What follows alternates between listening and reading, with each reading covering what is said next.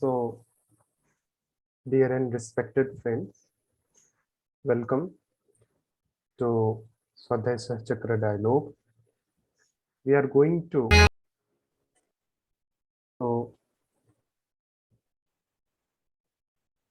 thank you so much for your kind attention.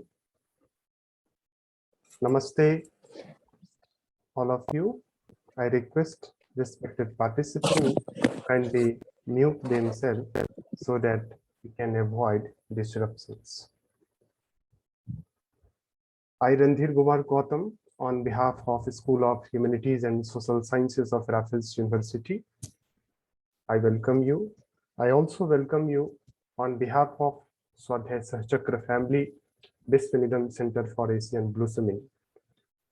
It's a great pleasure and indeed an honor to have available with us our honorable distinguished speaker, Professor Kumar Giri sir from Madras Institute of Developmental Studies, Chennai, and respected discussants, Professor Shalini, Professor Nishant from Jnanadeepa Institute of Philosophy and Theology. I extend a very warm welcome to our Chief Patron, Honorable Dr. Justice Meena Vigomber, former Chief Justice of Rajasthan High Court, Honorable Vice Chancellor of Raffles University, Professor Divakar Kohli, and all the respected participants, SOHSS Chakra family, viewers, listeners on Zoom platform and also on Facebook platform. Let me give a brief introduction of our SOHSS Chakra. SOHSS Chakra, a co-learning circles of self and mutual studies. It is an initiative of studying and learning together self, culture, societies, and the world. Friends associated with this are eager to walk and mediate with new horizons of thinking and new movements of social and cultural change at work in our contemporary world. We study seekers such as Maharishi Aurobindo, Mahatma Gandhi, Chittaranjan Das, a creative soul and creative thinker from Orissa, and many others from around the world. We also present our own writings and reflect upon our creativity together. We also invite seekers from different fields of life to share us with their lives, sadhana, struggle, and knowledge for creating a world of beauty, dignity, and dialogue. We meet every Sunday and or sometime on Wednesday. Now we are nurturing this dialogue in cooperation with the School of Humanities, Social Science of Raffles University. Today is a very special day, and today is a World's Daughter Day. So my greetings to all the daughters of this world.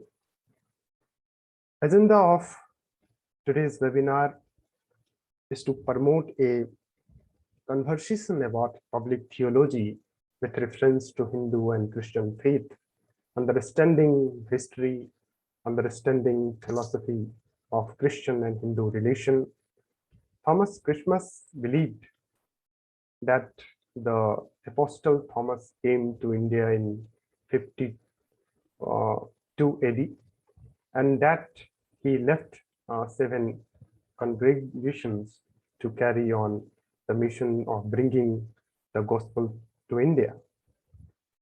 Hindu is a very creative religion, and Hindu tendency to think of religion in universal terms rather than ethnic terms. And Christian faith has to offer a kind of same insights for society.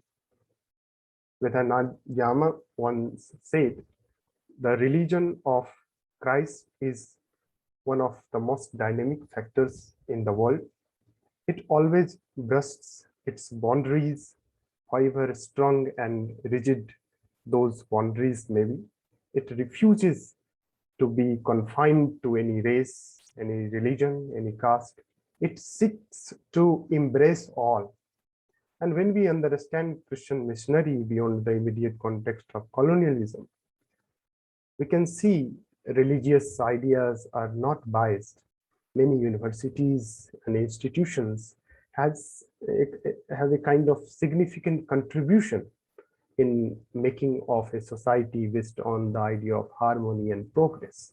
And Christian ideas or the teaching of Jesus gave a kind of moral guidance in Indian social reform movement, be it Raja Ram Mohan Rai's Brahma Samaj, Vivekananda's Ramakrishna Mission. Even Mahatma Gandhi appreciated teachings of Jesus, and who can forget Mother Teresa for her selfless service for the empowerment of marginalized. With this small observation, now I would like to invite Professor Anand Kumar Giri sir to kindly share his thought on the very topic, the multiverse of Hindu engagement, plural streams of creative co-working, contradictions and confrontations. Thank you. Thank you so much, Randhir, and for your nurturing words, inviting us to walk this path. And also thank you, Nishant, for joining us. All friends co-present, dear Gyan Luigi from Vienna, Sandhya Appa, Minati, and all friends co-present. I would like to share the screen. Can you kindly help me to share this screen? Yes, you can share, sir.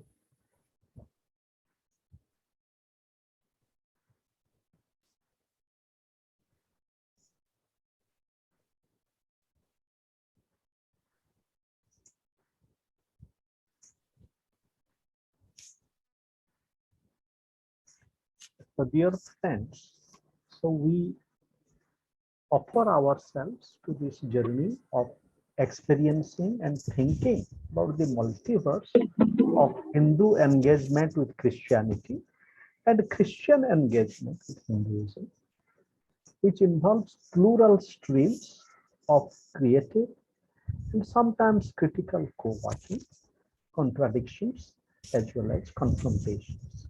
In this sharing, I wish to take up to 45 minutes. And after that, we are enriched by the presence and thoughts of our dear friend, Professor Nishant. And after that, we will have a conversations. And by 5:30, Sister Shalini, who is also a very devoted traveler and thinker in this field, will join us. And then we'll continue our dialogues till 6 p.m.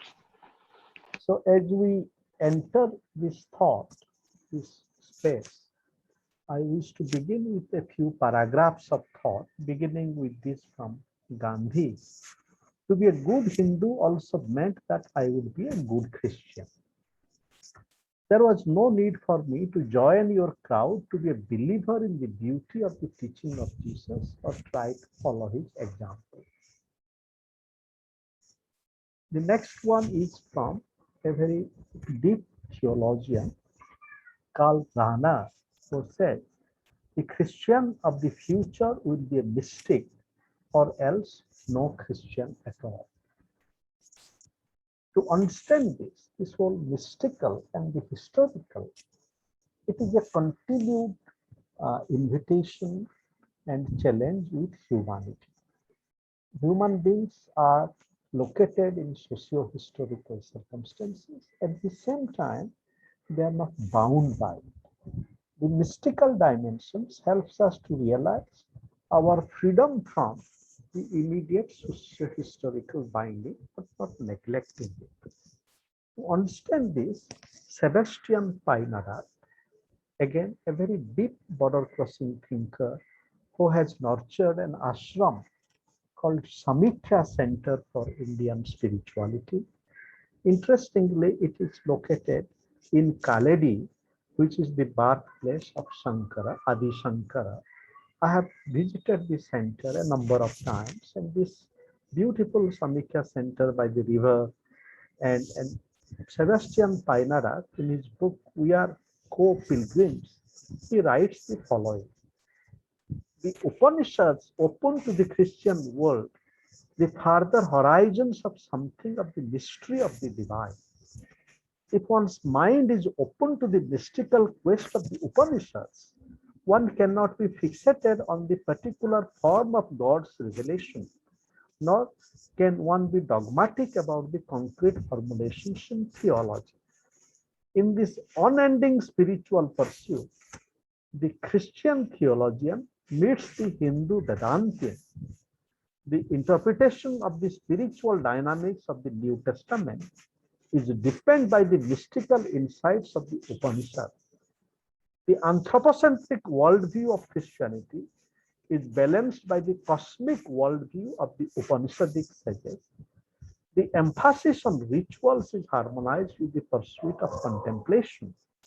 The social initiatives get integrated with ecological concerns. A similar encounter and deepening process takes place in Hindu encounter with Christian faith. There are prophetic streams in Hindu scriptures and socio-critical initiatives in Hindu traditions.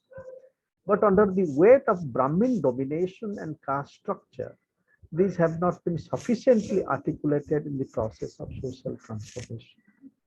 The concerns of equanimity, samadarsana, solidarity, yajna, integral welfare, kemam, justice, dharma, and good for all, sarvabhute hite rata, have often been neglected or even suppressed. The prophetic literature of the Bible and the liberative message of Jesus could help Hindus discover the social transformative potential of God experience. Now, there are many important themes in this paragraph of thought. One is the prophetic and the historical. Prophetic and the historical and the mystical coming to embrace each other and confront each other.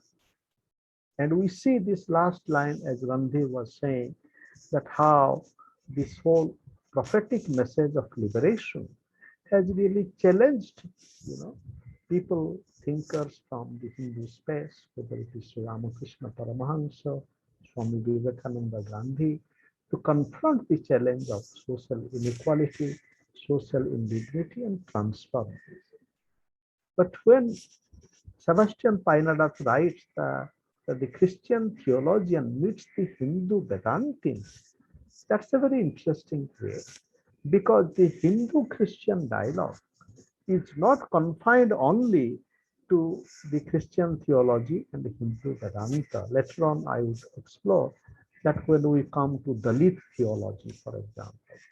There, the frames of reference are related but different. Kabir, for example, and also with Adivasi theology. So one can here think of, for example, thinking of a theology of liberation. So one is invited to make a dialogue, for example, Birsa Munda, or contemporary, Adivasi women, for example, Sumoni Jhodia from Odisha, who is fighting for the dignity of women and tribals. So these are the kind of many pathways of dialogues in the past, in the present, in the text that we need to cultivate. And it is not only between Christian theology and Vedantic sources that we find in the works from both these sides. From the Hindu side, we see it in Swami Vivekananda, and from the Christian side, we see Swami Abhishektananda, Bill Griffiths, and others.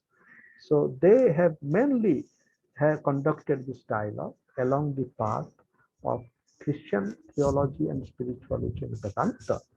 But as it is as important it is, the whole multiverse of Hindu-Christian dialogue also needs to embrace these plural streams like the tribal theology, tribal spirituality, indigenous spirituality, as well as Dalit spirituality and Dalit theology.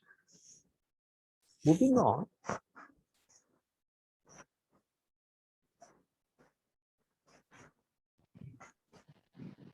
So here, as we are talking about Indian Christianity, Robert Finkenberg, in his book Christianity in India, from beginning to the present, makes a very interesting observation. He is writing, the term Christian is more of an adjective than a noun.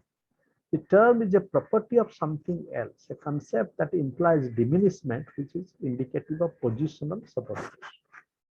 And he is suggesting that only more earth-bound hybrid or hyphenated forms of Christians can be implied within historical understanding.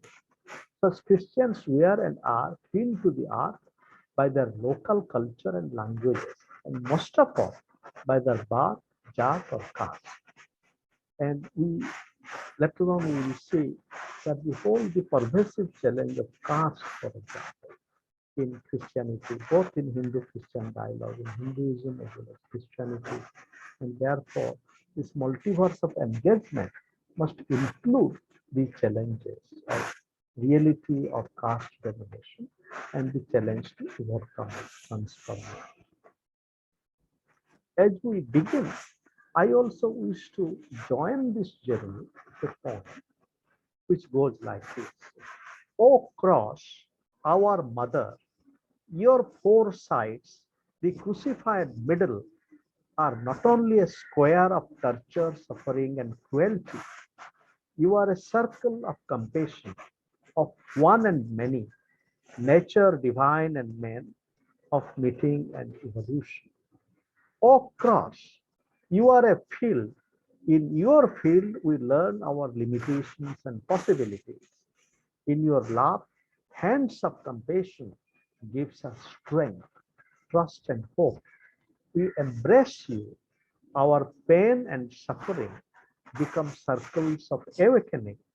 From ashes arise the gold, flowers of transformation.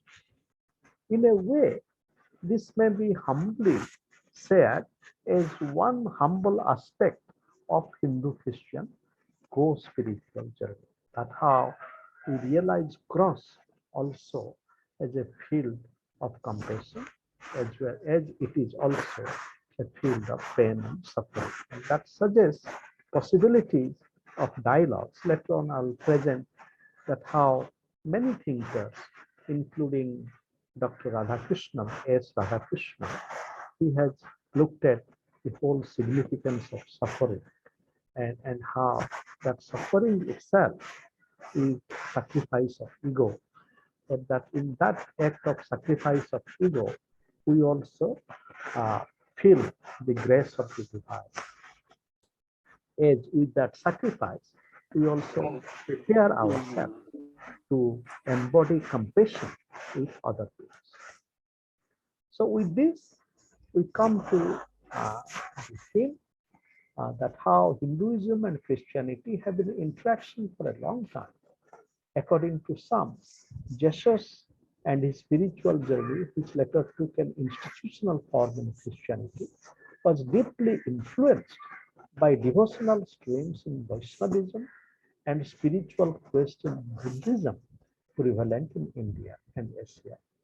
Jesus himself is said to have come to India and Tibet during the missing years of his life in Palestine and learned the art of yoga and spiritual quest. Though there are controversies about it, Yogananda Paramahansa, in a book in 2007, he refers to archival work and documentary evidence about it. The point is that how, if we look at that, our primal world of that time, 2000 years ago, there were also pathways of interaction and communication with trade route, and also the kind of communication of ideas and spiritual insights. In fact, it is Sri Aurobindo, in one of his essays, he's saying that this devotional movement of love, the Vaishnava love, and the Buddhist emphasis on emptiness, it influenced Jesus Christ, Lord Jesus Christ. And we see that how both these are very deep streams in the spiritual journey of Lord Jesus Christ and Christianity. Love, as well as emptiness, what is called as kenosis. We have to empty ourselves. So then many fellow seekers and fellow pilgrims, such as Ramakrishna Paramahansa, Yogananda Paramahansa, and Swami Vivekananda, have realized in Jesus a yogi, a spiritual master, and an embodiment of divinity, and have found great affinity between inclusive streams of yoga in India and Asia and the spiritual quest of Jesus. On a related historical note, since the time of the apostles, as Randhir mentioned about Apostle Thomas coming to India, Christianity has been with India. Saint Thomas is said to have come to India, preached among the people, and was tragically murdered. But since then, his followers and their community have been part of Indian social and religious life.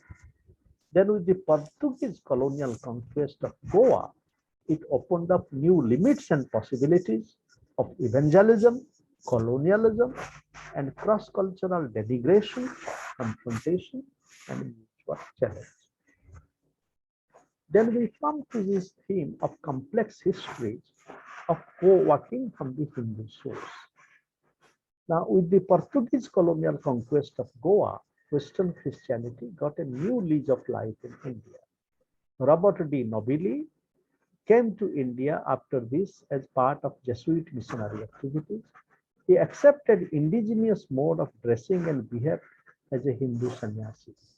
But as Amaladas tells us, and I'm referring to Anand Amaladas, he adopted local customs in order to win over people of his day and to communicate his message, and not necessarily because he appreciated these customs.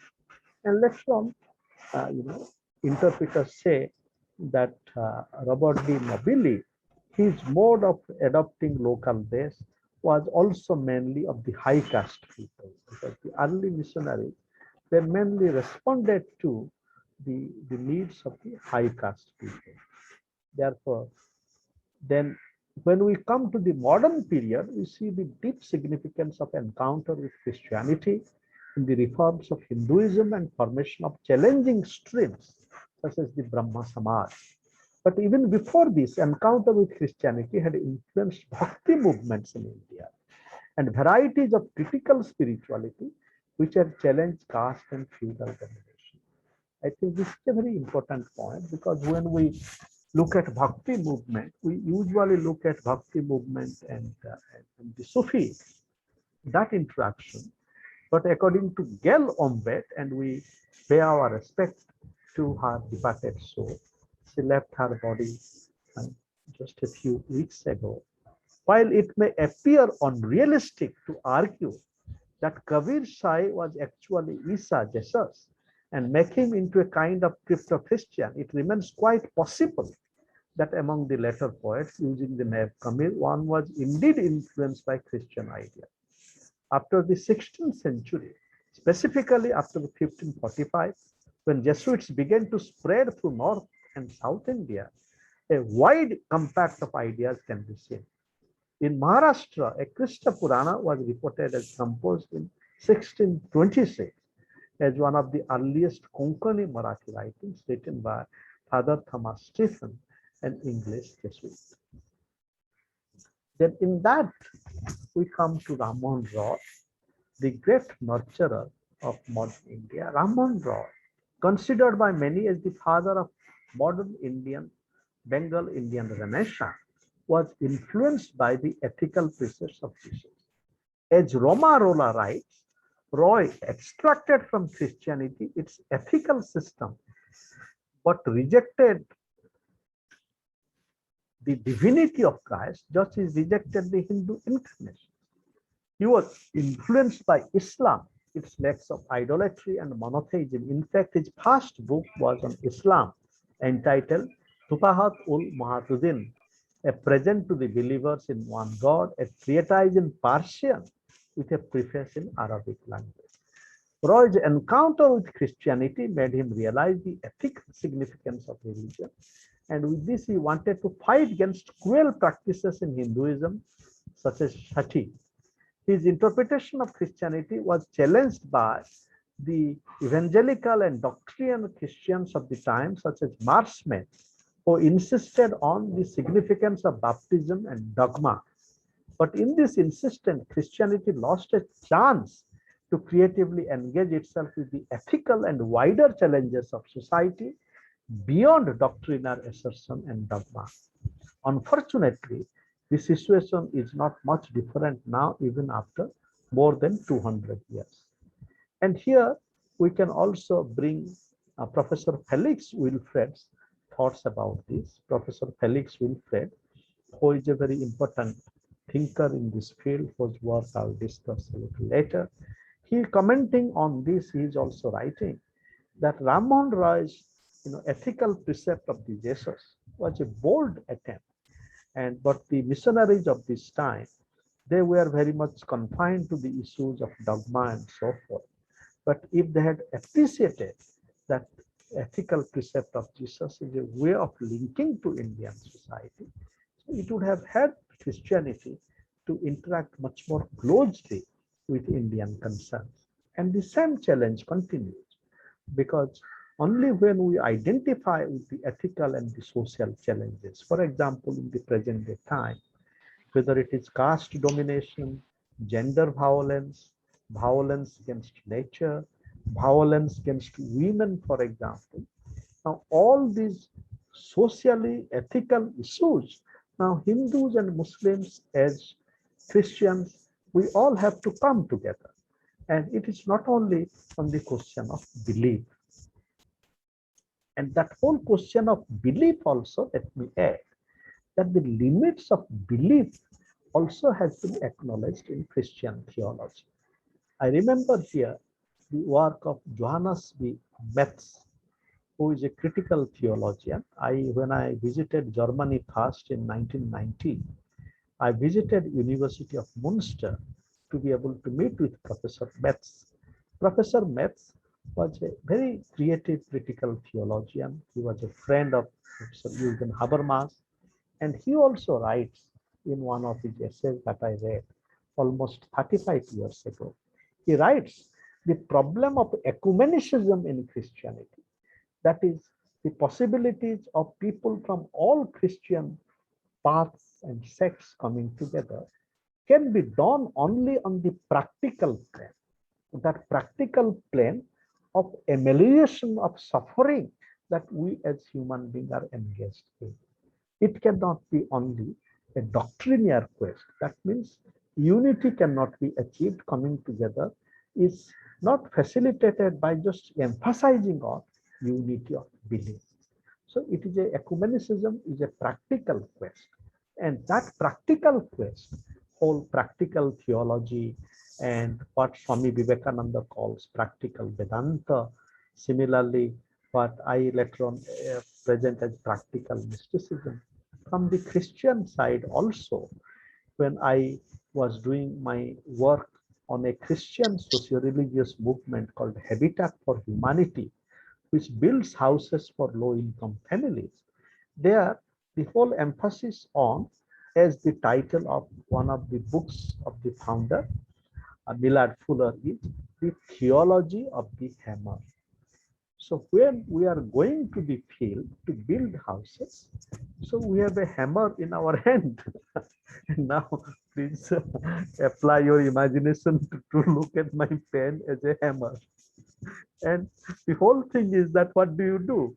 You have the hammer, but do not put your hand, Now I do not use my hammer to put it on your head, strike it on your head, but I use my hammer to strike the nail. I'm putting a nail, but while I'm using the hammer to strike at the nail, very well, the hammer also can put at my finger, isn't it? So in fact, it is a yogic concentration while building houses. And most of these volunteers, they do not have training to use hammer, So please mark. Therefore, the theology of the hammer is a theology of mindfulness. As we are mindful to the Spirit, as the call of Lord Jesus Christ, Holy Spirit, And similarly, all of us, we can use hammer, whether we are Hindus, Christians, Muslims, and the houses that are built, They are not meant only for Christians. Therefore, this whole idea that through ethics we can create a field of coming together, it is a very important challenge. And as it is in many social movements, socio-religious movements like Habitat for Humanity and also theological. Now, from after Ramon Roy, we see that Ramon Roy's successor in Brahma Samaj was Keshav Chandra Sen. And Keshav Chandra Sen was a very important initiative, and he continued the creative dialogue with both Hinduism and Christianity. But while some people felt that Ramon Roy really could not, reach the, the masses of people, and Keshav Chandra Sen reached out and he brought the Chaitanya stream. In Bengal, how important is Chaitanya. For example, Kirtan and that kind of devotional stream. He brought to Brahma Samaj, thus widening the social base of Brahma Samaj. In this, he would have been definitely influenced by his meeting with Sri Ramakrishna. And as Keshav also influenced Ramakrishna. Keshav introduced a new form of worship in the mother language. That is very important, because as we see that worshipping in the mother language and then worshipping in our own ways of worship. Later on, I would present, for example, in Santi Banam, where both Bid Griffiths and Swami Abhisaktananda stayed. I was visiting Santi Banam a few years ago, and in the evening, the mode of worship is very much the worship of the local people, and there is the recitation of Om. Similarly, in Kurushimala Ashram in Kerala, whose work I will describe a little later, there is also the worship, for example, Arati. So all this has roots in this way, like Keshav Chandra Sen, and also later on, I would describe the work of Brahma Bandhav Upadhyaya, who was a classmate of Swami Vivekananda. And interestingly, Brahma Bandhav Upadhyaya was also a great freedom fighter. And I am reading the biography of Sri Aurobindo by Manoj Das, Professor Manoj Das. In this very deep work, Professor Manoj Das is writing how how Brahma Bandhav Upadhyaya and Sri Aurobindo, they work together. So there are multiple influences, and Brahma Bandhav Upadhyaya was a Catholic, and he also introduced, the kind of the worship in our Indian form, and he also worshipped Goddess Saraswati. Now, Keshav Chandra Sen also, he invited us to realize Lord Jesus Christ as an Oriental Christ. And that is also very important, because the whole Occidentalization of Christianity as a Western religion, that also needs to be thought about. And this Hindu-Christian dialogue also, and in a way, that is also critique of the Western centrism, not only the modern form of Eurocentrism, but kind of Western centrism. And then Keshav Chandra Sen talked about the whole idea of a Christ-centered integration. And here Thomas, M.M. Thomas, has very important reflection about it. The idea of a Christ-centered integration of the Indian and Western religious and cultural heritage, expressing itself in indigenous Christianity, is highly relevant to the future of the Christian church in India. In fact, the Church of South India has written into its constitution, which stands for a church expressing the universality of Christ in indigenous thought patterns and life forms of the Indian people. Then we come to P.C. Majumdar, who is the successor of Keshav in Brahma Samaj, and who, time being short, I wanted to say that he invited us to bring the spirit dimension in Christianity. and also Brahma Samaj. And that spirit dimension is very important, because when we talk about the Holy Spirit, now how do we realize the Holy Spirit from the Indian state? Though critics like Rajiv Malhotra, who has been a very fundamental critic of conversion and Christianity, and he is critical of the equation of spirit with Shakti. Bede Griffith writes the following, which is deeply significant. He's writing, the spirit is the Shakti, the power of the Godhead, the breath by which the word is uttered, the energy which flows from the Father into the word and overflows in the creation. It is by the spirit that ideas in the word are given form and substance, and the creation comes into being. The spirit is the feminine principle in the Godhead, the mother of all creation. So Bede Griffith here is opening up, presenting us, gifting us very interesting pathways of experience and realization, which is very important also for Christianity. For example, we know today the Pentecostals, if we look at global Christianity, the Pentecostals are one of the most widespread forms of Christianity, where the spirit is very important. But then to understand that spirit, we can also realize the spirit as Shakti. Now, to this, in this multiverse of Hindu-Christian engagement, we come to Sri Ramakrishna and Swami Vivekananda.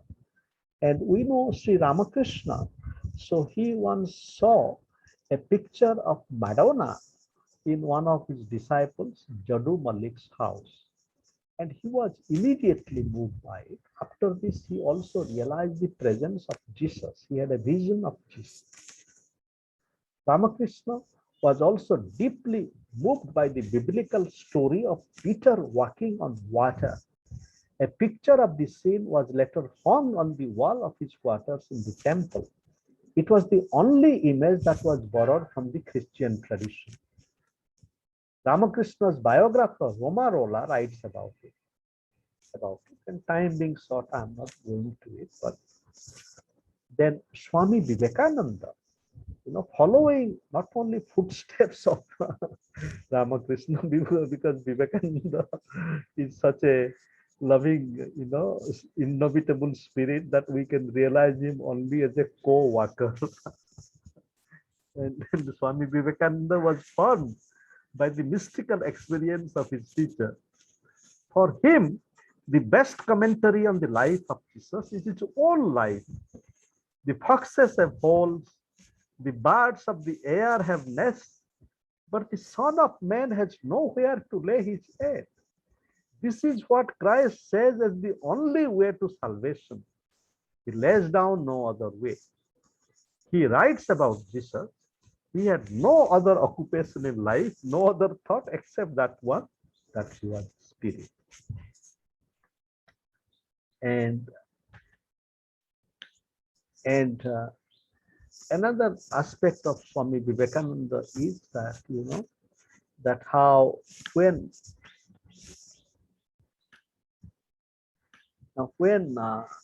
Ramakrishna mission was formed, then Swami Vivekananda and his other 11 monks, they read the New Testament.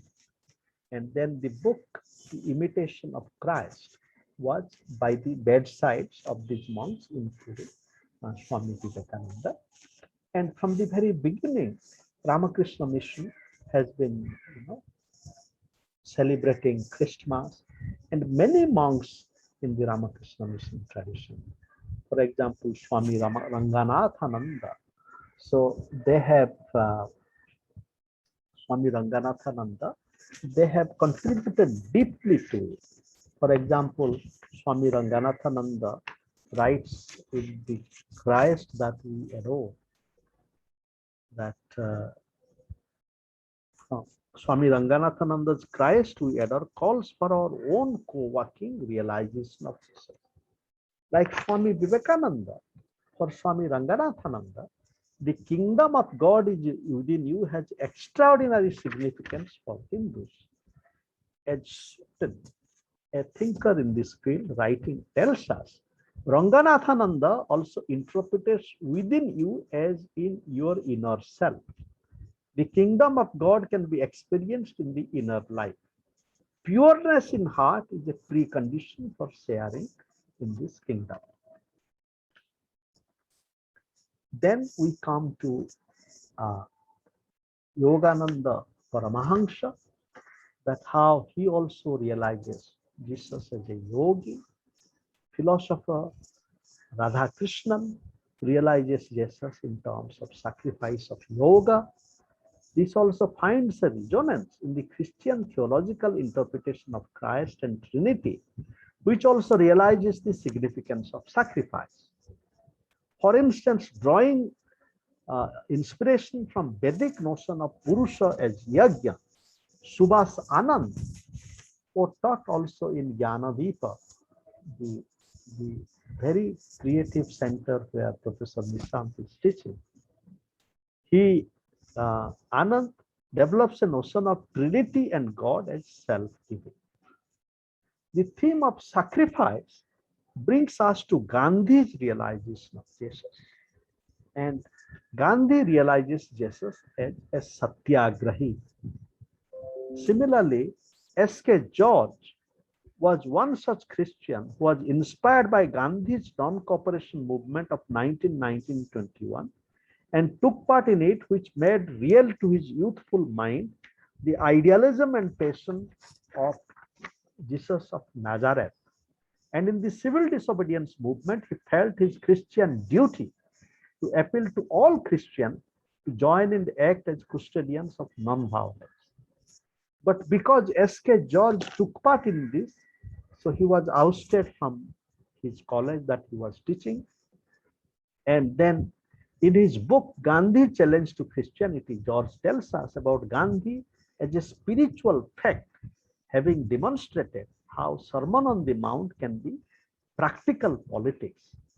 In his foreword to this book, Radhakrishna also writes, whatever the continental theologian may say, it is impossible for the Indian Christian to resist the impression that God has been present in the age-long struggle of man for light.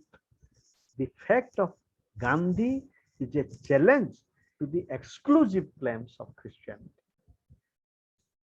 In his engagement with Christianity, Gandhi was deeply influenced by Sermon on the Mount.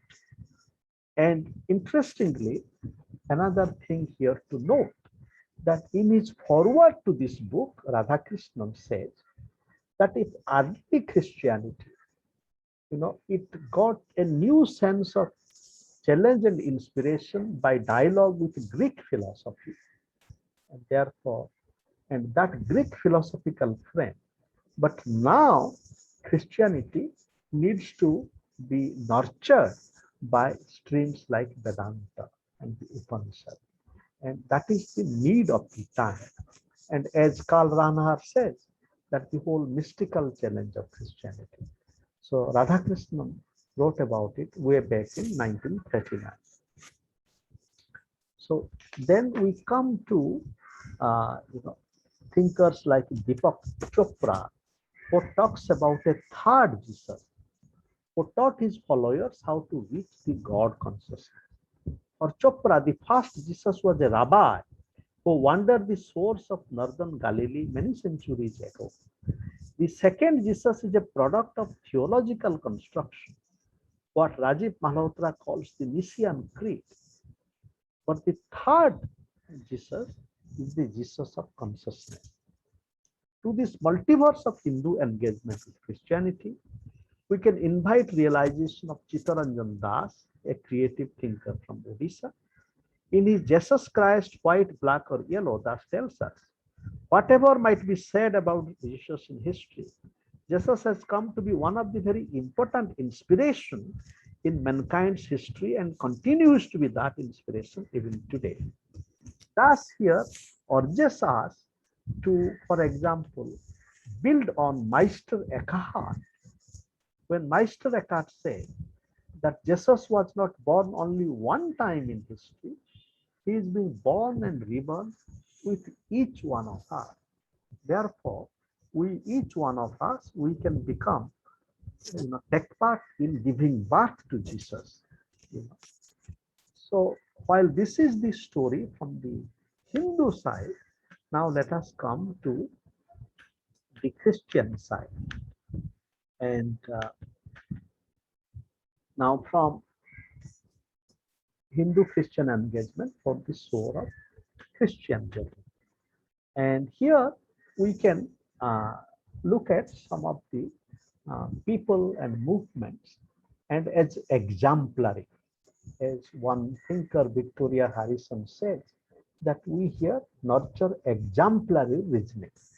For example, Brahma Bandhav Upadhyaya, 1861 to 1907, and how Upadhyaya didn't renounce Hinduism, and rather he continued to be a Hindu Catholic.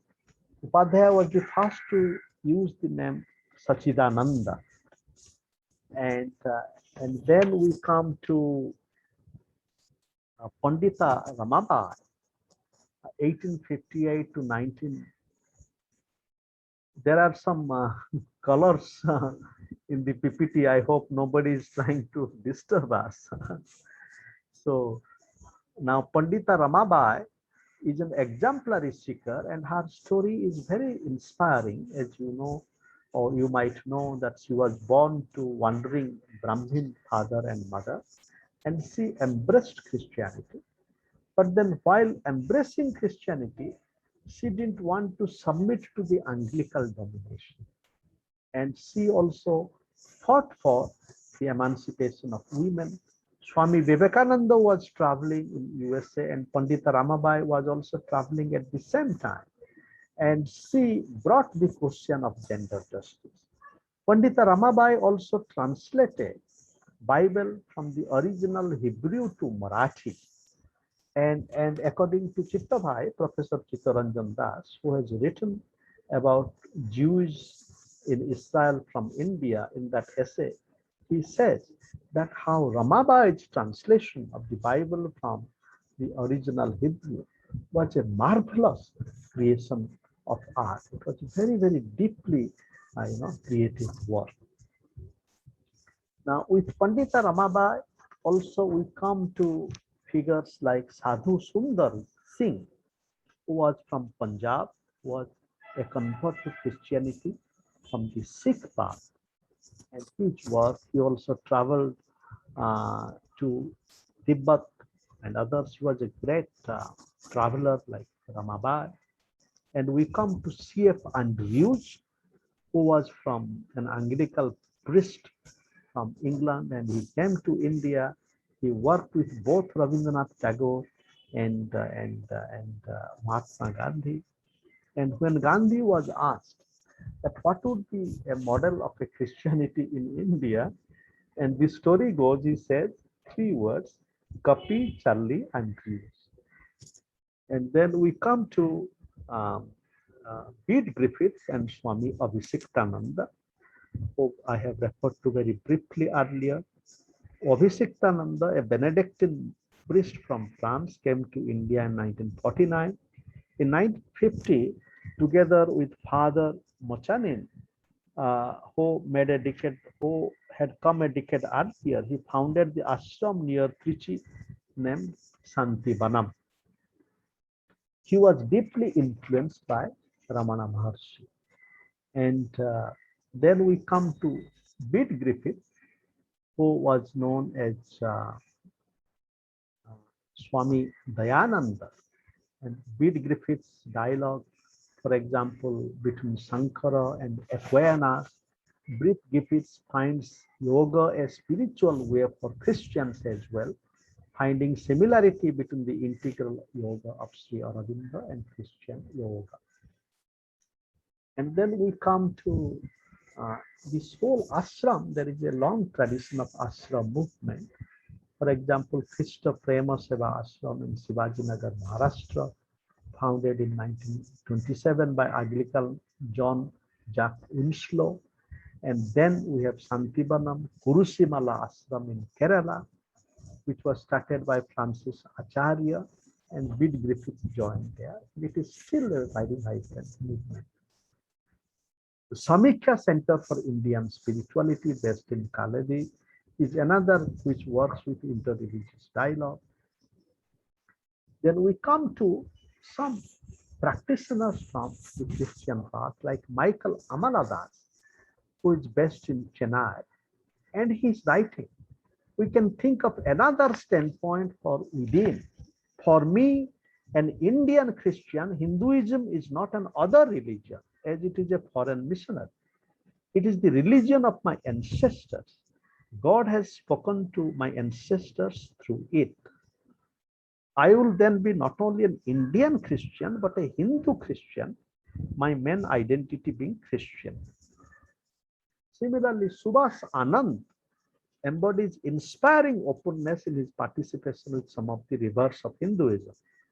He applies the Upanishadic principle of bandhu, which means friendship, to realize a more creative interrelationship between Hindus and Christians theologically and practically. He tells us that when he is in a chapel, he realizes Nataraj is the Lord of dance, and also Christ has dance. He presents Nataraj as a holistic Christian icon. Anand urges us to realize that Shiva is not male but also female.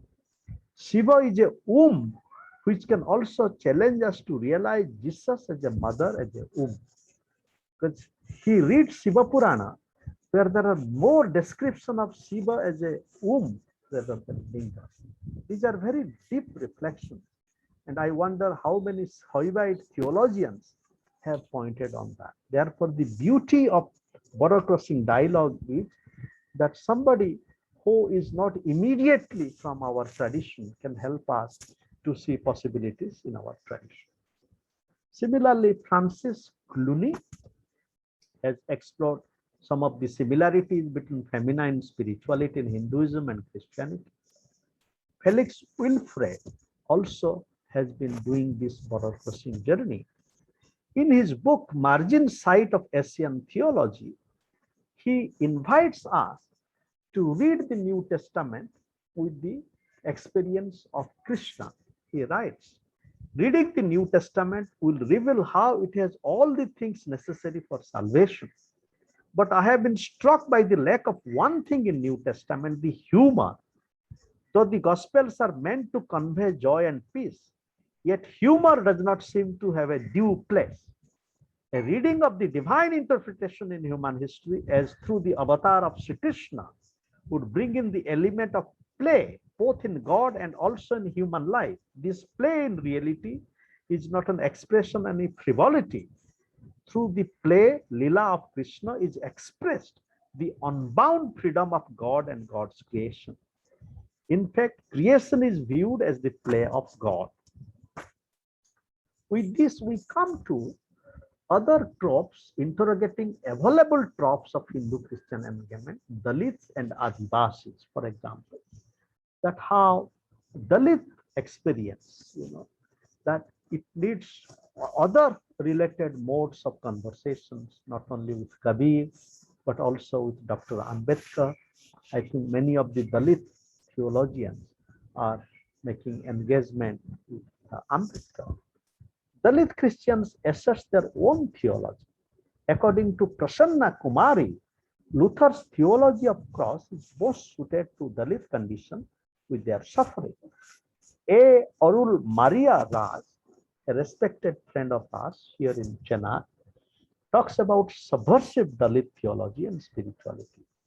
For Satyanathan Clark, Dalit use drums in their day-to-day life. Dalit theology and spirituality is a theology and spirituality of the drums.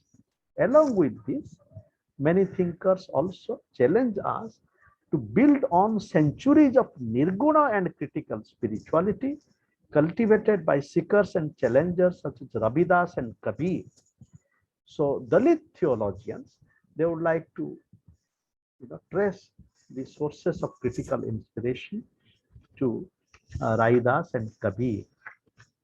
And then also that how another thing is that how the Dalit condition today, that how churches, even in Tamil Nadu, with Dalit mobilization, is still through caste dominated. I'll come to that very briefly. Now, when we come to tribals and Christians, and we can come to Nagaland, for example, Christian conversion has completely changed the religious affiliation of tribals in places like Nagaland. But there is also yearning for roots there. As one of the Nagas tells us, I, like my Nagas, am a Christian, but I am not a European. I have a relationship with my God. Now my God can speak to me in my dreams, just as happened to my Anglican ancestors. And this is part of a revival. For example, in Arunachal Pradesh, there are indigenous movements like Dani Palo and so on and so forth. So with this, we come briefly to another dimension of our conversation: Hindu-Christian engagement, colonialism, evangelism, and conversion. That how colonialism, and that through them the missionaries came, and when the missionaries came, now they also gave opportunities for the low caste. Its big women's study of South Travancore suggests that the London Missionary Society played an important role, and it presented a way out for low caste such as Sanars, who later on came to be known as Madras. With the inspiration from the missionaries, Sanars protested against the dress code of the privileged class society, such as Sanar women not allowed to wear upper garment. But in terms of cultural interaction that the work of missionaries created, women presents us an interesting picture. Caste Hindus came to hear the lectures of Samuel Matir, a pioneer of the indigenization of church, who transferred administrative responsibility to local people and ordained many locals as ministers. So the low caste people got converted, and at the same time that there were also some Hindu leaders, like Narayana Guru, and who gave a way for the Irabaj, and they didn't convert, but Narayana Guru created a dignity movement, and which was an alternative path.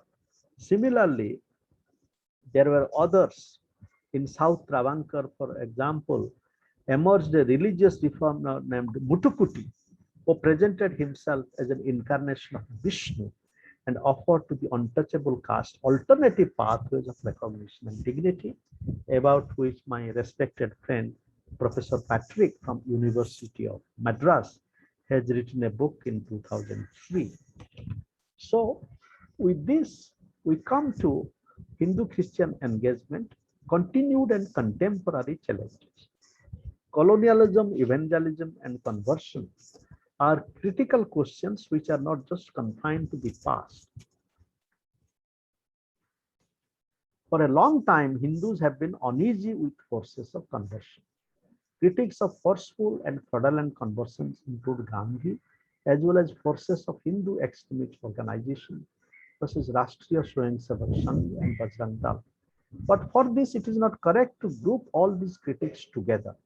Many Hindus feel offended the way their religions are portrayed by the missionaries and evangelists, and would like to contribute to a transformation of such conditions of humiliation and disrespect. Some of these forces have now become more powerful and aggressive. For example, groups such as Jehovah's Witness and Pentecostals openly preach that their religion is the best and conversion is the only road left for non-Christians for realizing salvation.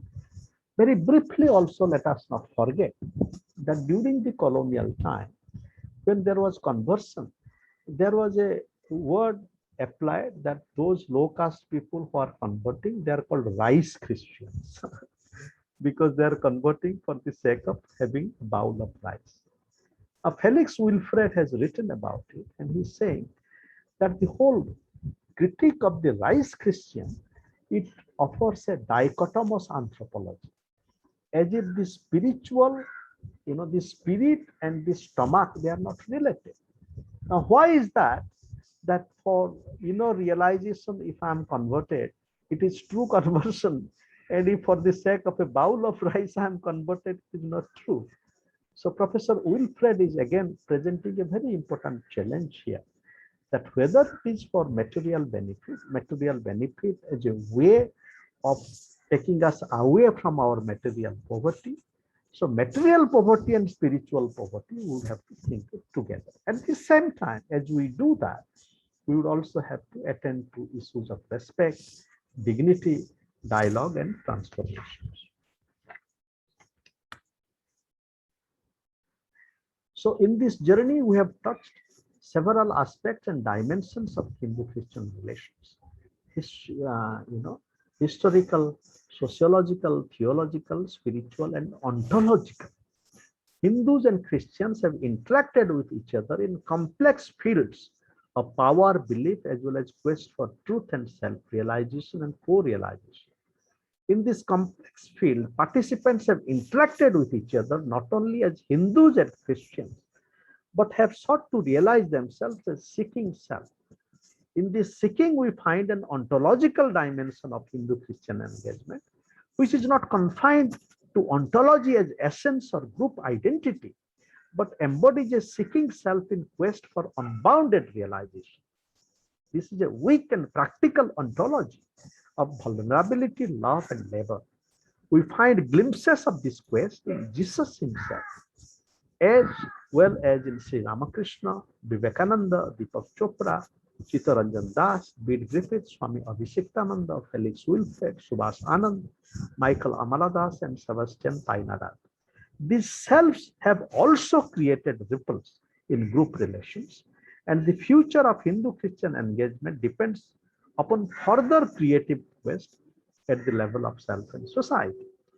This then brings us to the much talked about issue of the historical and the mystical. Indian seekers in this field of engagement, such as Swami Vivekananda, Gandhi, and Chittaranjan Das, have not been dismissive of their responsibility to history, but they have realized the limits of the historical and the significance of the mystical in the direction of practical mysticism, which includes cultivation of both the transcendent and immanent, material and spiritual, self as well as society. It seems further cultivation of practical mysticism, which also means practical efforts to ameliorate human suffering, going beyond the limits of dualism of history and mysticism, and cultivation of simultaneous prophetic mystical streams in both Hinduism and Christianity as part of engagement with all other religions, whether it is in India and the world, is a way out of the continued legacy of violence and lack of respect, which still poisons part of our fields of life and society in India, South Asia, Asia, and the world. Thank you for your kind attention. Thank you so much. Thank you so much, sir, for your excellent, creative, and very inspirational talk. And you touched almost all the dimension that that is significant so far as the understanding of Hindu-Christian relation is concerned. It incorporated all the important considerations, be it sociological, historical, or ontological, epistemological. Thank you so much, sir. Now I would like to invite Professor Nishant, sir, to kindly share his thought on this very lecture.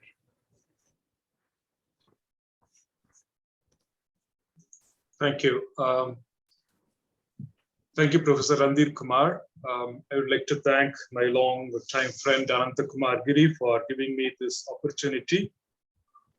I suppose you are able to hear me. Am I audible enough? Yes, sir. Yes. You are loud. Thank you. Now, if Randhir, if you could allow me to share my screen, I got some slides that may help us to follow through what I'm going to say. Sure. Yes, now you can share your screens. All right.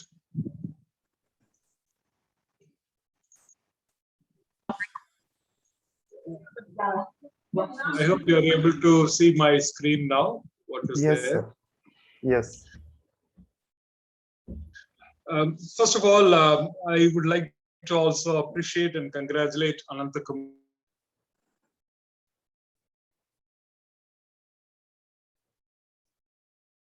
Giri for this nice presentations, including the contemporary approaches, the indigenous.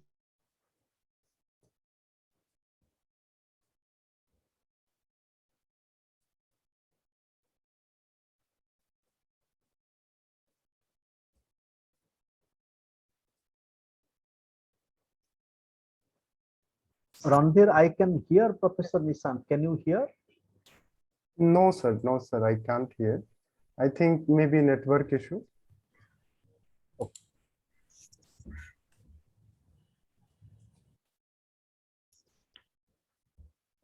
Hello, even it is not audible to me. I can't hear. Yes, yes, yes. It is not audible. So, Professor Nishant.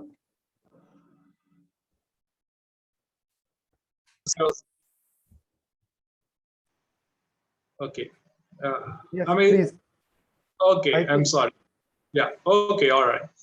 So now then I was thinking that I would try to respond to his talk by trying to sum up some of those ideas in my own manner, but at the same time trying to see what awaits for this engagement in the future, especially as we are co-pilgrims journeying together, walking together in a spirit of collaboration, in a spirit of a common brotherhood, sisterhood, or even to go beyond in a way of cosmic oneness or togetherness rather than oneness that we are undertaking these days. So this is what I'm intending to do. There are three significant perspectives that Ananta Kumar Giri touched upon. I'm just trying to sum up in my own way. The first is the spiritual mystical aspect of engagement, the one of co-walking. He has beautifully titled this paper as Co-walking, Contradiction, and Confrontation. I think each of these perspectives somehow gives direction to each of these different dimensions of engagement. The first one is the co-walking, where he touched upon Gandhi's experience of this engagement, how he sees Christianity by being a Hindu, or how Painarath sees himself by being a Christian, his engagement with the Hindu, and how it can be mutual, but that is more at a level of a spiritual mystical. Of course, though Painarath calls for an attention, how there could be a prophetic dimension that could be also brought in the whole engagement.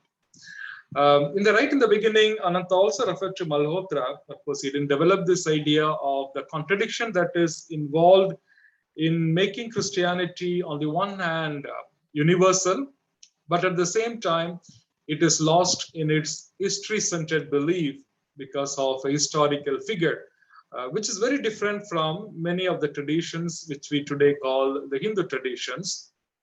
Of course, as we know, Hinduism is not a homogeneous kind of religion. It is very diverse, very heterogeneous, and that makes it creative that way. And I think that's the strength of the Hindu religious traditions as we see it. Whereas here it is more history-centered. Therefore, there is a way of going back to the past all the time, rooted oneself in the historical figure called Jesus Christ.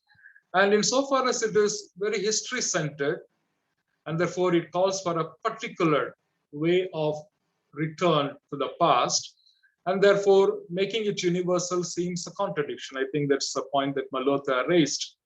There is also the third perspective of specific cultural rootedness, where there is also quite a lot of confrontation that emerges at the practical level. Of course, though that is not the spirit by which Ananta developed that particular section, but definitely there is quite a lot of confrontation that we can see when at the level of specific cultural rootedness, whether it is in the indigenous communities like Dalits, Adivasis, and so on and so forth. On the one hand, there is a whole way of emancipation that these communities are longing for. On the other hand, that becomes more and more a distant reality. It is far from realization, and there is a sense of inner confrontation within oneself, but also a confrontation with the other society, where this dynamics of liberation is oftentimes not heeded.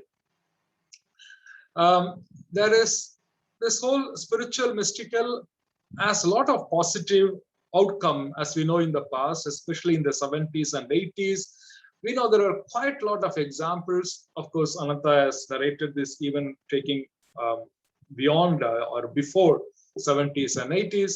But even in the 70s and 80s, there were quite a lot of mutual enrichment. A lot of the thinkers that he referred to from the Christian side were in 70s and 80s. Of course, from the Hindu side, we have it already even before, like Swami Vivekananda, Mahatma Gandhi, or even in the Christian side, we do have people like Abhikshitananda or Sachidananda or Bede Griffiths, quite a lot of historical examples, because there was a mutual enrichment. It was an eye-opener.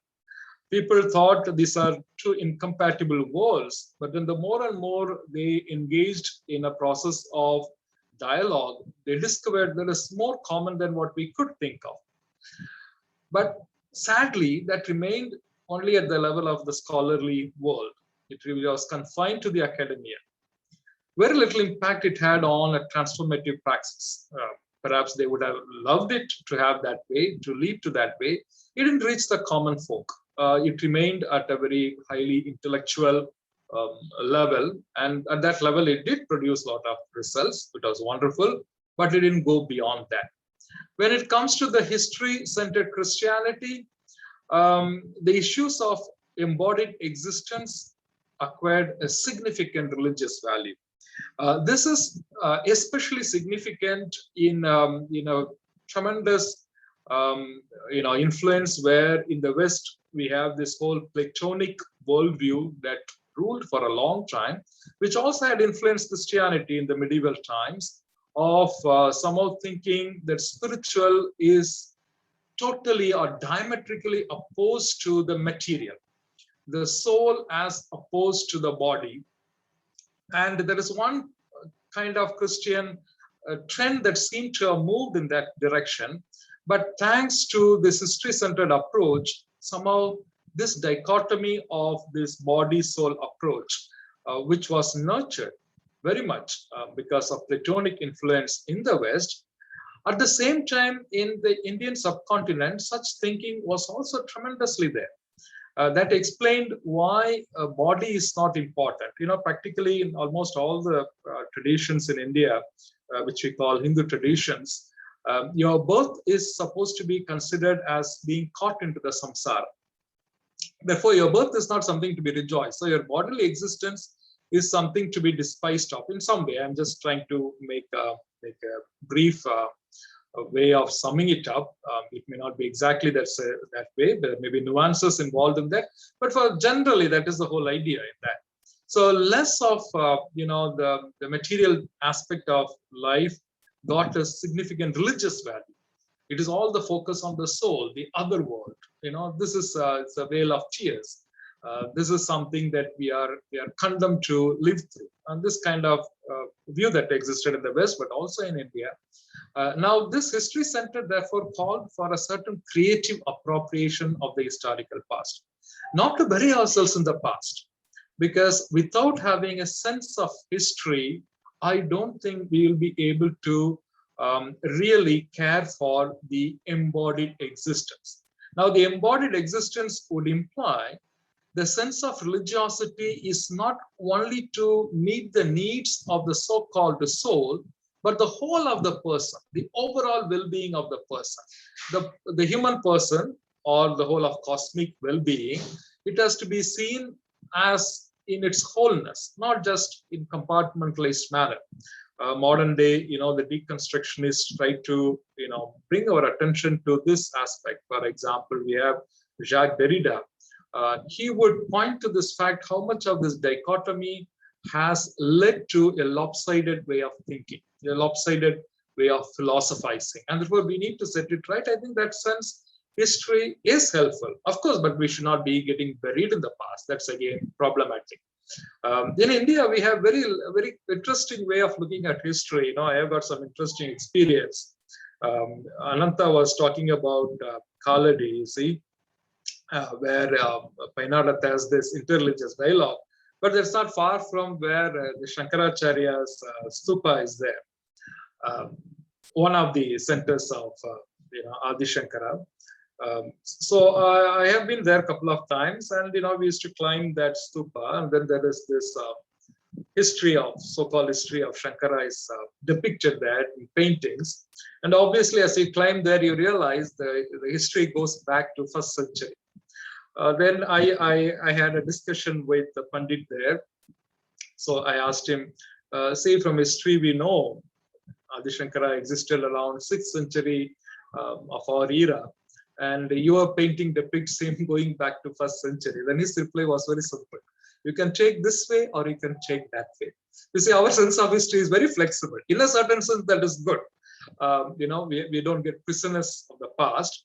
But at the same time, there is this important aspect of the embodied existence, which is important in religiosity or spiritual quest, or in our journey of the spiritual life, the collective engagement that we want to look at. To that extent, I would like to say that Malhotra's criticism has to be further studied, discussed, and looked at even in a broader way, whether that can still hold from that point of view. The specific cultural rootedness, obviously, this is something that I really want to appreciate Anantagiri for, because otherwise we will try to make this whole question of Hindu-Christian engagement in a very monolithic fashion. Everything about Hindu is all that about Vedantic tradition. Everything about Hindu is all going back to Vedas and Upanishads. A considerable aspect of it, yes, the Sanatana Dharma. But also there are other aspects of Hindu traditions, the indigenous, their own way of rituals, their own way of sense of spirituality. I think that is very important.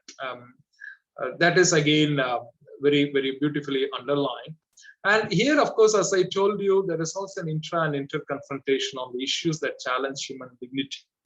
One of the ways, the moment you engage with these indigenous cultures, you cannot ignore the different challenges that confront them in their everyday life. You cannot be a silent spectator of that.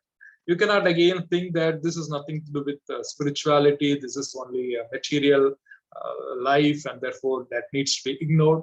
The moment you engage with them, then certain aspect of confrontation is inevitable. The confrontation that we may have to have with those paths which violate their dignity. And I think there are amount of examples that we can give in present day scenario. So I don't need to go into the details of it. So that is a great challenge. Towards the end, Ananta Kumar Giri nicely said that what we need to look for is a prophetic mysticism. I think that's the call that's a clarion call that he gives, which I find is a very valid call. But for the prophetic mysticism, we have a long journey because there are quite a lot of political hurdles. No engagement can be thought of in a political context. So we need to be aware of the political context in which we are. Not to go into the details, the worldwide, there is more and more of sense of intolerance worldwide. There is more and more a sense of, the strong sense of closed identity, not only in the name of religion, but in every different level. So that's being seen now very powerfully.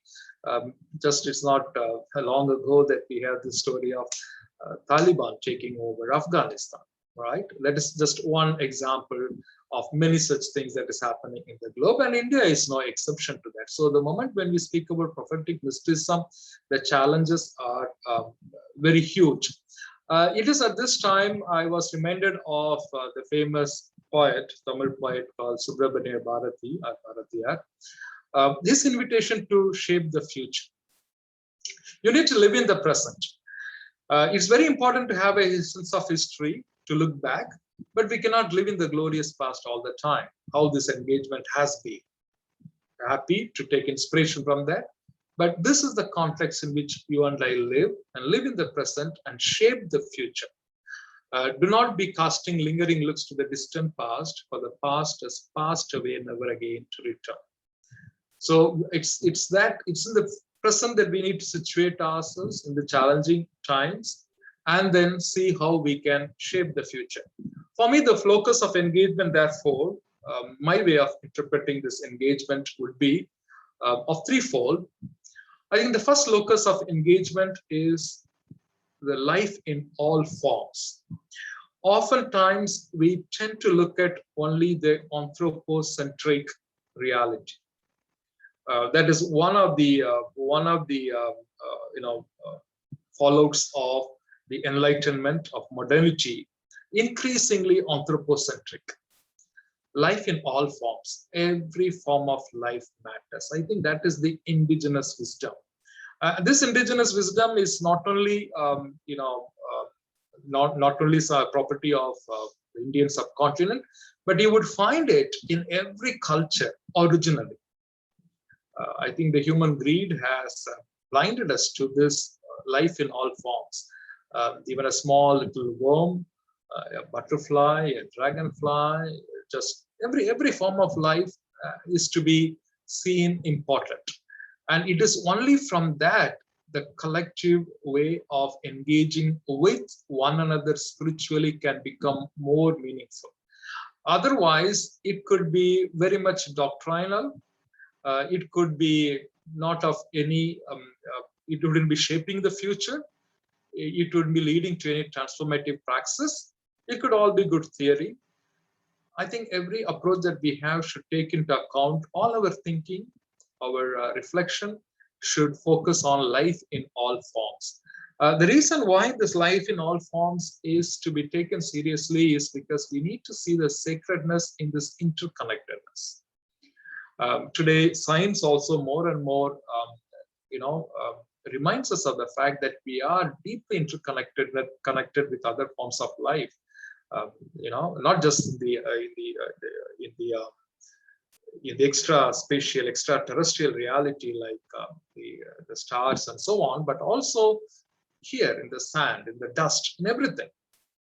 I think that sense of sacredness, which our ancestors had very powerfully. There is this famous story in Mahabharata where the snake that was the forest that was set on fire, and then the snake takes a pledge.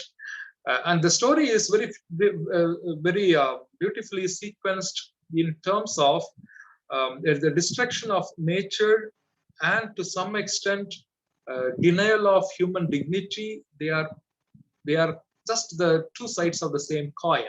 It is juxtaposed in such a manner that the one narrative is about Draupadi, being humiliated by Duryodhana and Kauravas, and how Krishna Paramatma comes to the rescue there, and how here, the forest is set on fire by the Pandavas, in fact, and how the snake takes a pledge and comes back to haunt them later. Again, it is kind of beautifully, as a narrative, it's a beautiful narrative to see this interconnectedness, and also the mystery of the humans. So the humans are not to be seen merely from the point of view of, what we are in the visible realm, but there is something that is elusive. There is the infinity about the other person with whom we engage. This becomes clearer the way I see the phronesis, the practical wisdom, which would mean the engagement, collective engagement, begins for me in listening to the voices of the nature. The cry of the nature, I would rather put it. The way the rivers are polluted, the way that minerals are simply plundered, the way the deforestation is happening all for some capitalist greed, the way mountains are, crushed. None of these things we made really, but we just destroy them. And the second practical wisdom, this is where I think beyond doctrine, we can collectively engage in listening to the voices as a Hindu Christian or Hindu Islam, Christian Islam, or any religion, or even with non-religious people who have a certain sense of sacredness. I think we also need to celebrate the differences, the heterogeneous mode of being. Trying to engage with one another does not mean that everything should be reduced to uniformity. Unity is not uniformity. I think we need to say it loud and clear time and again. That we are all Indians does not mean we need to do exactly the same. I think we need to learn to celebrate the difference. It also would call for participating in the life events of one another, which means that when people need us, we need to be there. Doesn't matter which religion somebody belongs to. Ultimately, what matters is that he is or she is the fellow human. Of course, we can also add to that the gender concern and so on within that. The engagement, therefore, should be a collective praxis for me.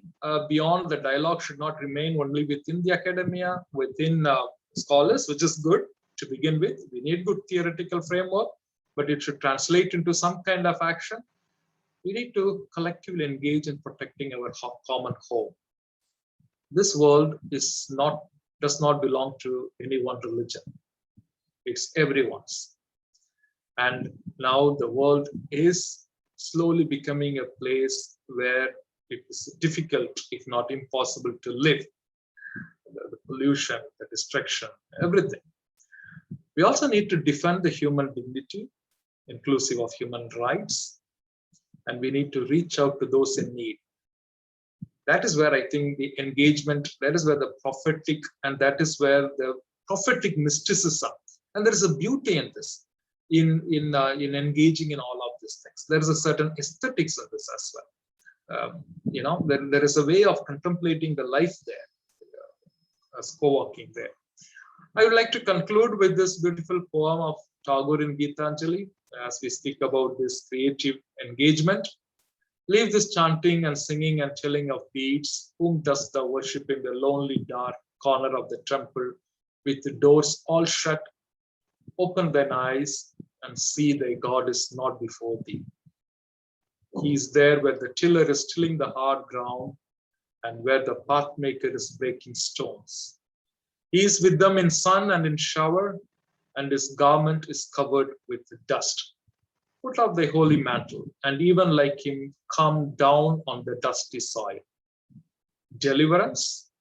Where is this deliverance to be found? Our Master himself has joyfully taken upon him the bonds of creation. He is bound with us all forever. Come out of thy meditations and leave aside thy flowers and incense. What harm is there if thy clothes become tattered and stained? Meet him and stand by him in toil and in sweat of thy brow. That is a creative engagement that I would be looking for as prophetic mystic. Thank you for this nice opportunity. Thank you once again, everyone. Thank you so much. Thank you so much, Professor Nishant.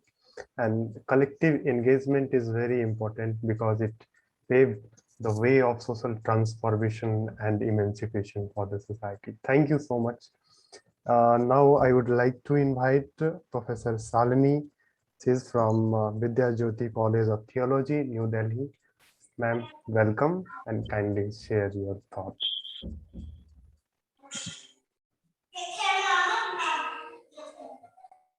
So, namaste. Namaste. Am I audible? Yes, ma'am, you are audible. Okay, namaste to each one here present. I think we are 28 of us in this online space. I was not here present for the entire. I was attending, giving a talk in another webinar. So even though I missed Professor Ananta Kumar Giri's paper presentation, he was kind enough to send the paper ahead, and I just enjoyed reading his paper. That's a few days back. And I'm happy, and I'm given this opportunity to interact with a different group of people whom I am not normally interacting with.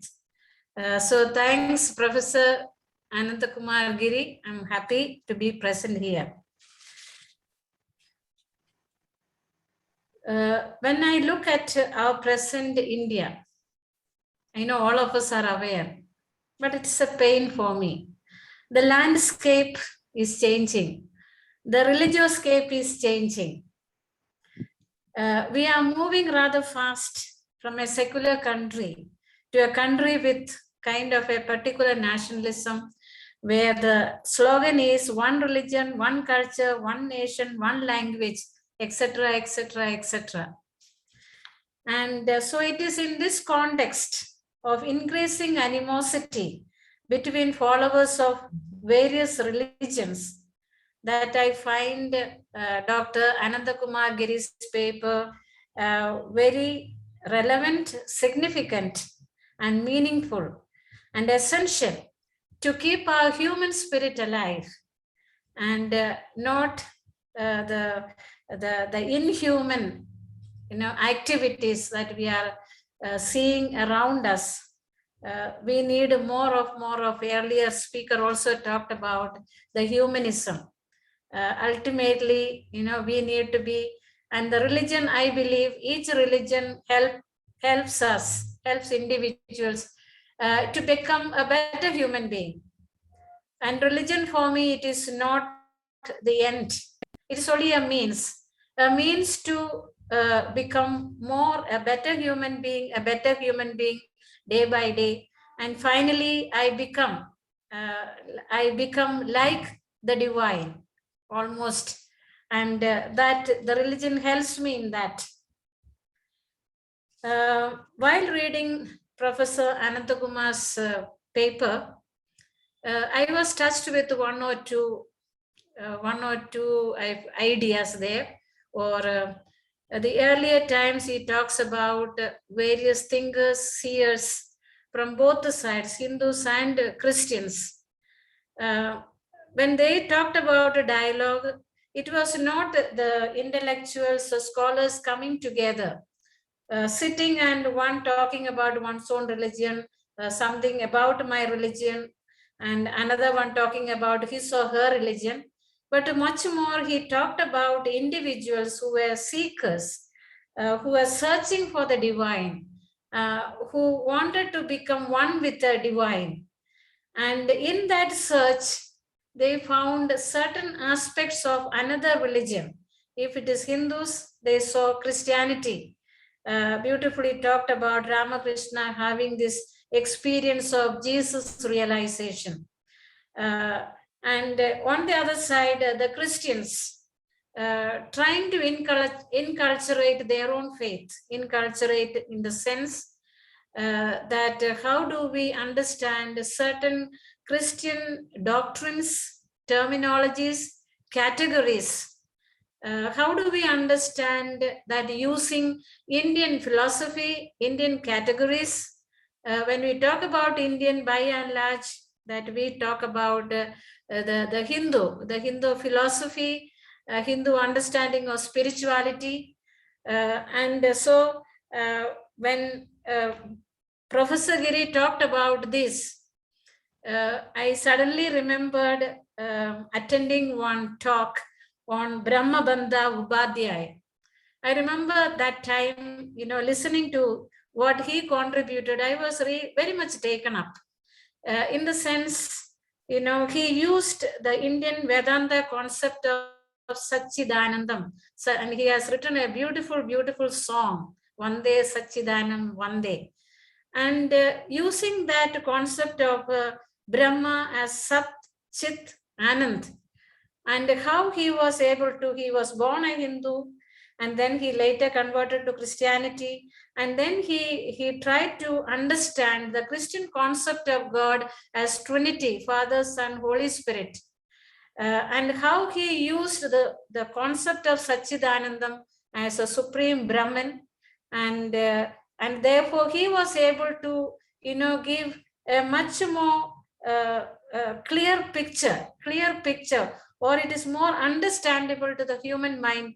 As for me, it was very much understandable how Father can begot the Son. And when we think about in the Brahmin's concept, it makes much more, our human mind can grasp it a little more. And second thing that he contributed is the whole question of how do we understand as Christians Jesus as fully human, fully divine. This was a faith affirmation done long back in the 4th century during Nicene Creed we talk about. And after 16 centuries, nobody ever talked about it. It was such the Brahmabandha Ubadhyay, from using the Indian understanding, Indian anthropology, especially talking about the different koshas we have, starting with the Annamaya kosha to Vijnanamaya kosha, using this. And the whole, all the 5 koshas are somehow coordinated by the personhood. And then using this concept, he was able to, give it a beautiful understanding of how we can see Jesus both as human and divine. I found that was very enriching, very enriching. I remember a few years ago, my own students, I was giving a seminar, and I said, we will have a seminar on mysticism, especially women mystics in various religions. And we took some Christian mystics, women mystics, like Teresa of Avila. We took Jnanabai, Muktabai, and a few other, then some from Islam tradition. And then we had students studied about, and they came back, they presented. At the end of it, they were all so happy and grateful. Sister, thank you very much. It was not just a studying. It was not just a gaining knowledge, but it was much more. It is helping us to become more spiritual beings, knowing, all these women, how they related with God, and how close they were to God, and learning that helped one, to experience. And so in the present situation, I would think that we need much more. And no, I'm not talking about interreligious dialogue on a stage, but each individual, whoever is, and we popularize this method. First of all, for that, I would see there is a lot of prejudices, amongst us believers, both sides. And so, some of us, we need to work towards removing these prejudices from maybe our own communities towards the other, and then encouraging, helping people, to that God realization where other religion can be of help. Again, as a professor of theology, I teach a course on faith and revelation in Christianity. And during the course, I always bring the Hindu understanding, the 3 margas, and we see how our own Christian faith can be understood using Hindu 3 margas of, Jnana Marga, Bhakti Marga, and Karma Marga. I also bring them to this whole question of how Gandhiji put this Gita into practical, and then his whole question of Satyagraha. And so understanding what is Satyagraha and how we can commit ourselves using this terminology. And I find it very, very enriching experience.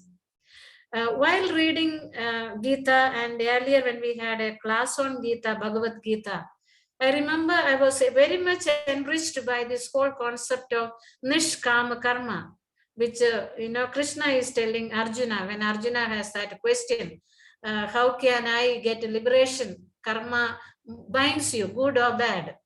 And then how Krishna says that you have to do, without desiring its fruits. But that is for me as a Christian follower of Jesus, that is a big, big challenge, and constantly to think of, whatever I do not, as a human being, I look for some affirmation, some appreciation.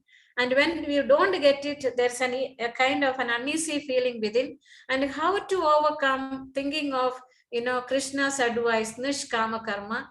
And that concept for me individually has helped me a lot. And it is not finished. I mean, daily, when things happen. So I feel that, in today's context, we have to, take away the prejudice from each community, first step. Secondly, some of us, I even think, we need to have the basic religious education. I often talk about in our own Christian schools. I had been kind of what you say, talking about, not yet realized, because others have to be also convinced. Because for me, religious education in our schools should not be limited to only our own religion. I strongly believe all the students should be given the basics of Hinduism, Christianity, Sikhism, Islam, Jainism, Buddhism, whichever religions that we have. The finer elements of this. And this, I would say, another way that we can take forward this discussions, these dialogues. My specialization or my focus is as a woman, as a feminist. And when I look at women and women in all the religions, we are all the same. We are all in the same boat. Doesn't matter whether it's a Hindu woman, Muslim woman, Christian woman, maybe a Sikh woman, maybe a little more better off, I guess. Because I like to go to a Gurudwara where men and women both will have to cover their head. Unlike other places in our churches, only women are expected. There's again inequality and discrimination. I like to go to a Gurudwara. I have no problem covering my head there because it is for all. And so what I was saying, as a woman, again, I look at what are the ways that we can again dialogue. Where are the points, the common points of subjugation, oppression, second-class citizenship. All these are common to all these religions. And as a feminist, what I am engaging and I want to continue engaging in is how to get the liberative traditions of these religions. For example, in the Bible, if you go, we have the example of Jesus, who respected women, who had this gender equality. We have a number of women mentioned in the Bible who were not limited or confined to their gender roles, like a role of a wife or a role of a mother, but women who played other roles which were usually not seen in a patriarchal society. So these women can be inspiration for other women, whichever religion we belong to. They can empower us. These women are there in all religions. For example, for us in India, again, the whole understanding of Durga, whole understanding of Kalima, and all this can take us again to, in our quest for liberation. And finally, I would think that again, we women think our liberation is not possible until simultaneously men are liberated from patriarchal attitudes, values, as well as men and oppressive structures. We often look, so feminism is not for bringing women to the level of men, but it is the whole question about liberating both men and women from oppressive structures, patriarchal attitudes and values, which we have normalized, internalized over many millennia. So as a feminist, again, I would say, I will add one more thing to that. Like earlier, Dr. Nishant mentioned, I fully agree with him, that in this liberative journey, as women, I see, we work not only towards the liberation of men and women, but also of nature. Because women and nature, women and nature, we have a very strong bond. Both are abused, both are destroyed by the patriarchal worldview, patriarchal cultural setup. Both are termed as, raped. Both are termed as barren when they don't have. Both are termed as fertile, and and both are somehow oppressed by this patriarchal culture attitude. I don't like to say it is both are oppressed by men, because finally at the end what is at to work is the patriarchal attitude, which is destructive for both men and women, and also to the nature around us. And therefore we have this whole question of ecofeminism, And it is, as women, it is easy for us to bond with nature and to nurture the earth and see that she is also liberated. And in this process, such common activities, there is no religion.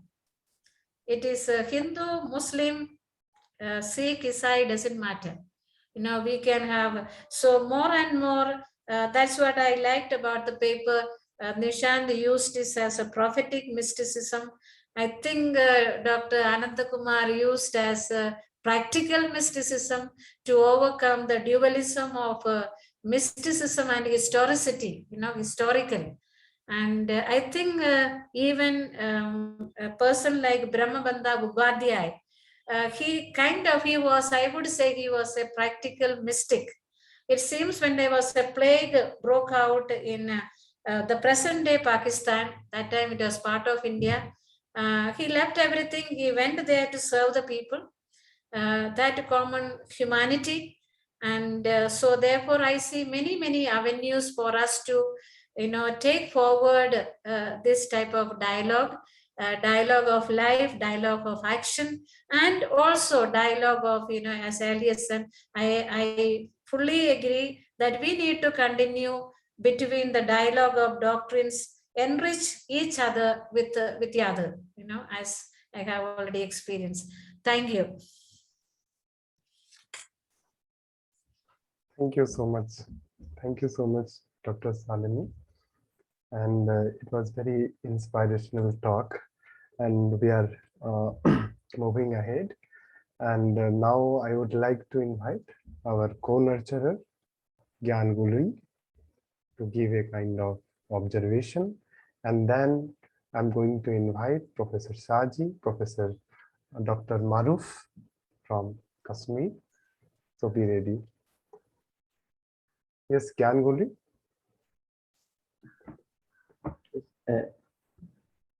Can you hear me? I hope so. Yes. I had some problem. My internet connection is a bit unstable. Well, I thank you very much. It was wonderful, really. I would like perhaps to begin the discussion by saying that well, I found very interesting the problem, the question, for instance, of the influence of Platonism on Christianity, because there is then our theological line which criticizes the identification of Christianity with Platonism. And well, it is interesting, for instance, that one of the greatest enemy, in a certain sense, of Christianity, or at least of a certain kind of interpretation of Christianity, that is Nietzsche, is interpreting steadily in his published writings, and also in his posthumous writings, Christianity, because he says and interprets Christianity only, exclusively, under the vision of Platonism. That is, Christianity would be like a sort of Platonism for a person who are not so acculturated as the philosophers, for instance. He criticized Christianity in this sense. I think that this has contributed to a revision of at least some interpretation of Christianity, and to distinguish Christianity from Platonism, which is, of course, to do. It is a thing to do, because they are not the same thing. And well, it is interesting to see how this interpretation came about. For instance, in more recent times, in contemporary times, the theology of hope of Jürgen Moltmann, for instance, has interpreted the aspects of hope, particularly concentrating on the interpretation of hope, on the theological virtue of hope, as a virtue which is not directed only to the afterlife. There is an opposition. Here the material world is negative and the spiritual world is positive, and the life of here is the material world. Only the afterlife is a positive dimension. Moltmann say, no, this is not Christianity, because hope is, of course, directed also to the afterlife, but principally also to the life here and to the modification, anticipation of the promise of God in the earthly life.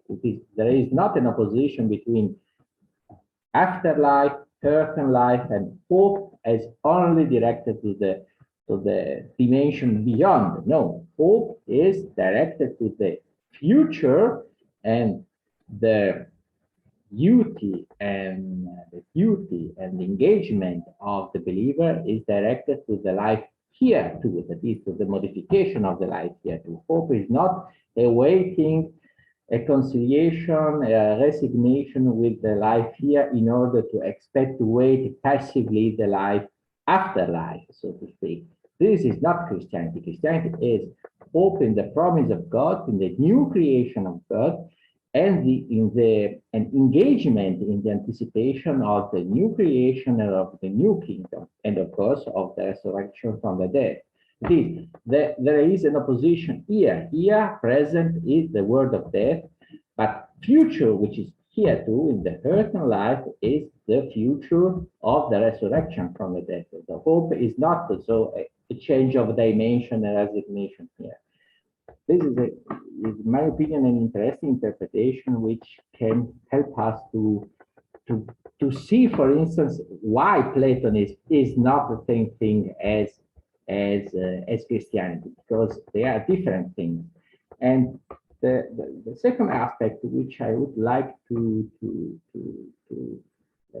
underline, is I think that there is an interesting movement now in Christianity, for instance, as regards the message of God towards the man. That is, such a statement, and God's statement, of course, like the submission of the earth in the ancient, in the Old Testament, are now not interpreted in the sense that the believers can do everything with the earth, with nature, and with the animals, but are interpreted in the sense that the human beings have received a kind of stewardship towards nature, towards the earth. That is, they may not do what they want to with the earth.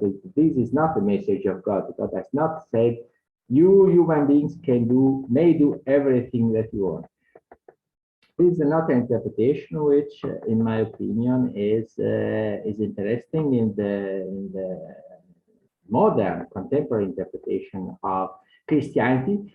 And it is not the case that, for instance, the thinkers as Robin Atfield, who is a Quaker, that is belongs to the Society of Friends, a nonconformist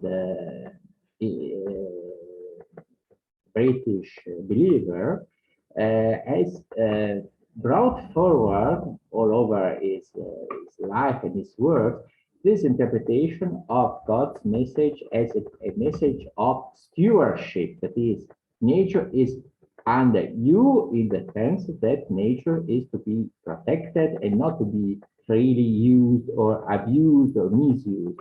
Is an important point, in my opinion.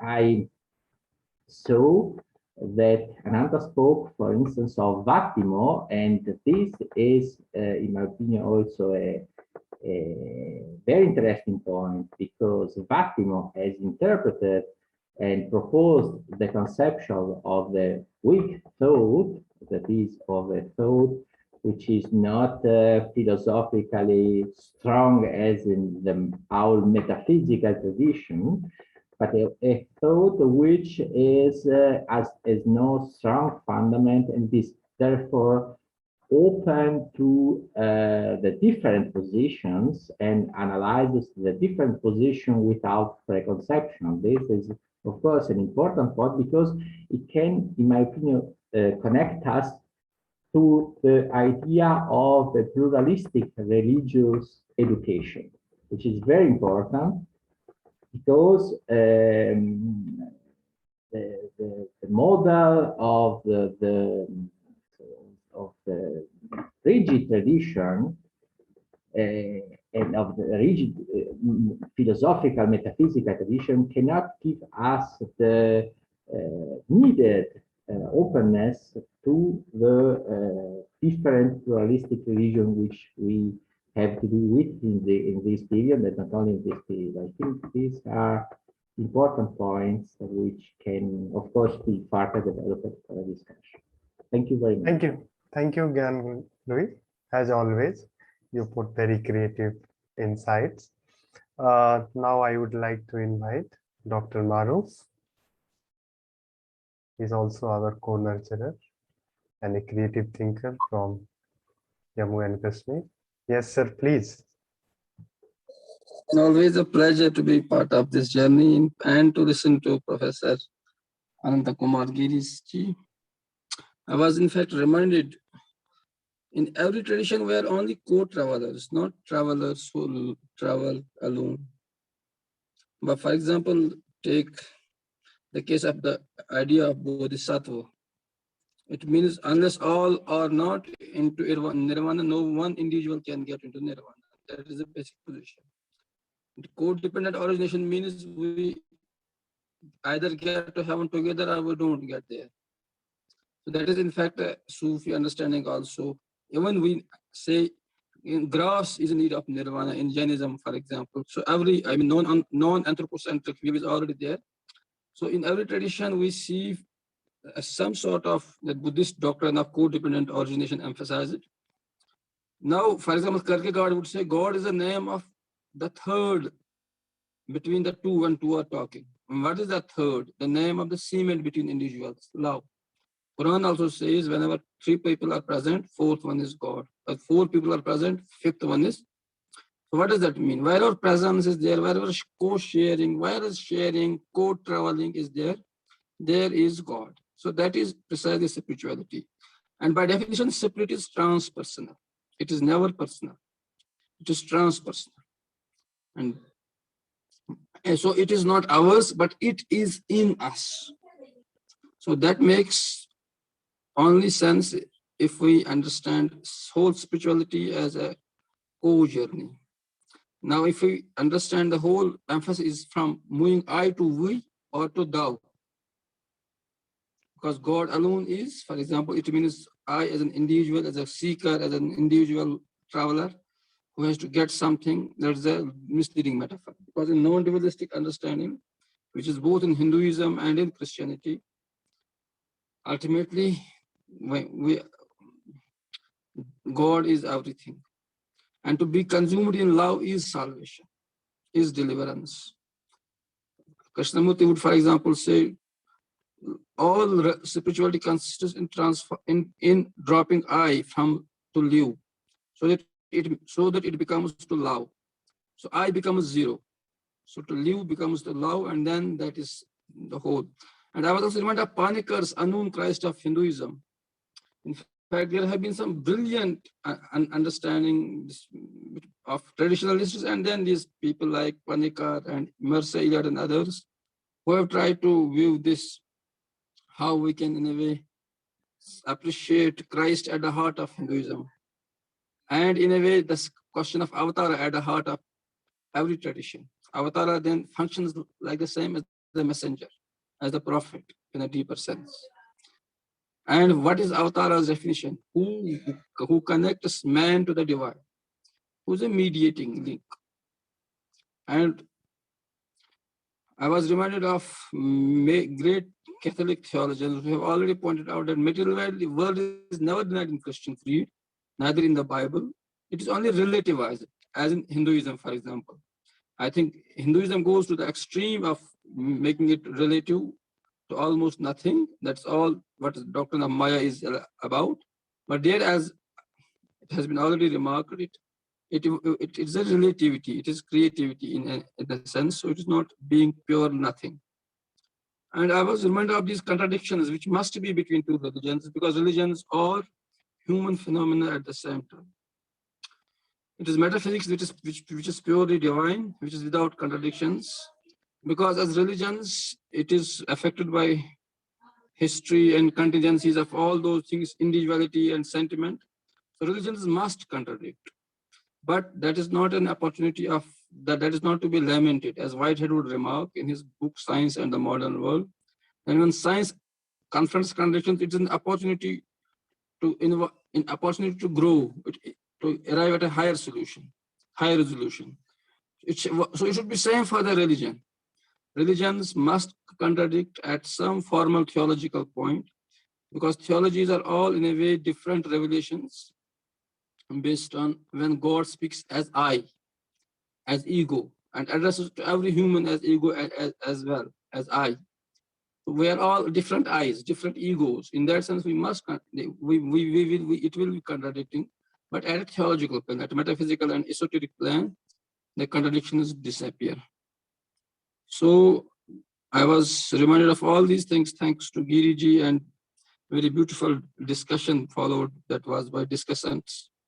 I thank you all. You have been inviting all these things, all these co-nurturing spaces. Thank you so much. It is a pleasure to be with you. Thank you, Dr. Maru. Thank you so much for your beautiful question and beautiful comment. Now I would like to invite Dr. Saji Varghese.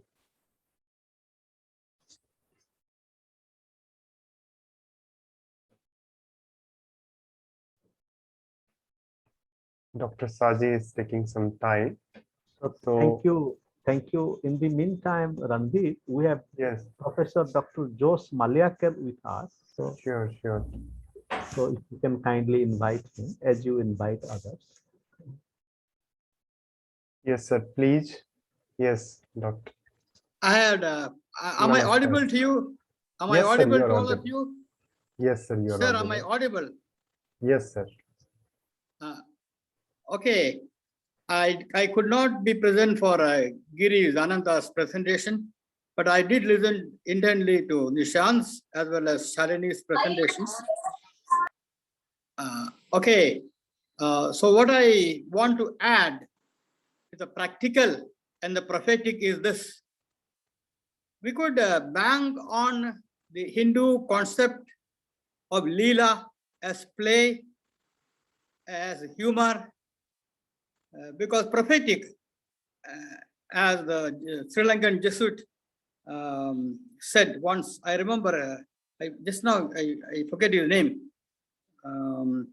He said, the thick of the confrontation between LTTE and the Sri Lankan army, the state, he said, perhaps both of them lack a sense of humor.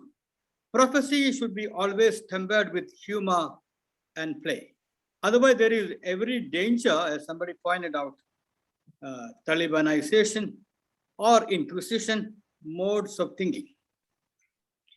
So I would like to add play, humor, and just now the speaker, I think professor from Kashmir, was saying about relativizing maybe the Madhyamika touch, Shunyata, not as nihilism, but as no, I am not absolute about anything.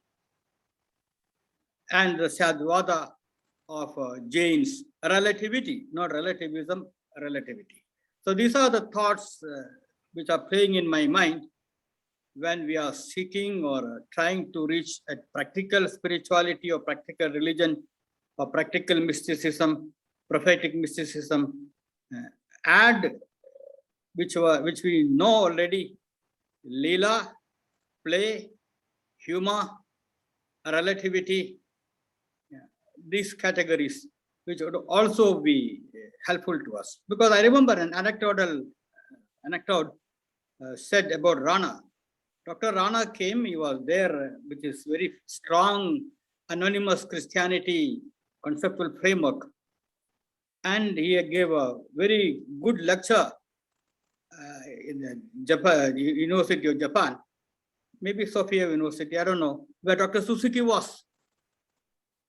And after hearing out Rana, Suzuki came to the aisle and said, Dr. Rana, may I place a question to you? You are calling all of us in a way anonymous Christians. In the same coin, backward, could I call you an anonymous Buddhist? Dr. Rana had a minute of silence. Then he extended his hand to Suzuki and said, why not? If I can call you anonymous Christian, why not you be permitted to call me anonymous Buddhist? I think that anecdote contains a Leela, and humor is about not taking any time ourselves too seriously, any religion for that matter, not absolutizing ourselves. Sayad, yeah, from this perspective, shunyata, relativity, not relativism, but neither absolutism. I think these are the thoughts which were playing in my mind when I was present in this virtual hall. I don't know whether it makes sense to everybody. Yeah, that's it. Thank you. Thank you, Dr. Joseph. Thank you so much. Very relevant comment. Dr. Varghese is there?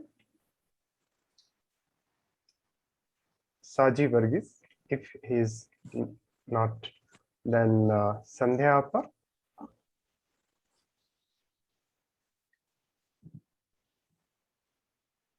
Minati Pradhan. Yeah. Am I audible? Yes, yes, please. Yes, you are audible. Good evening, everyone.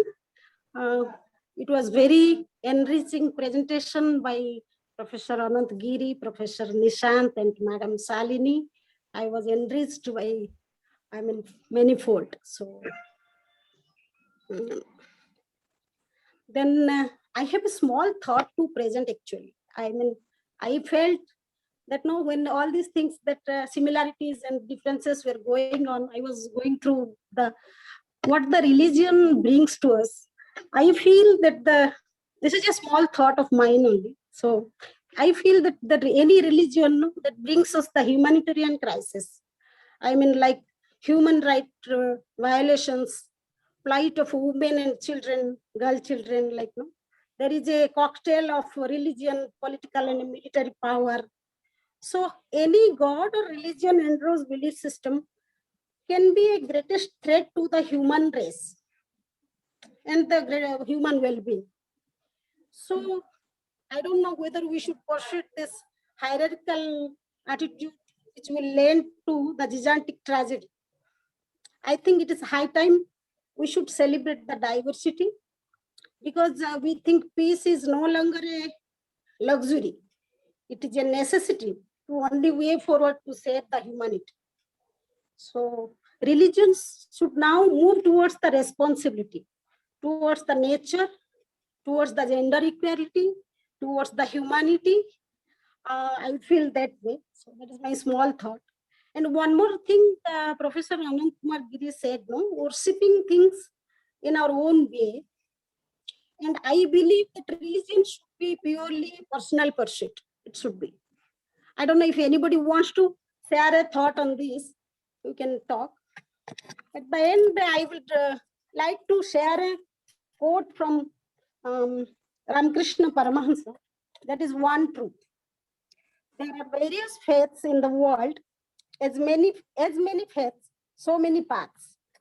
But everyone thinks his faith alone is the right, that his watch alone is going to be right.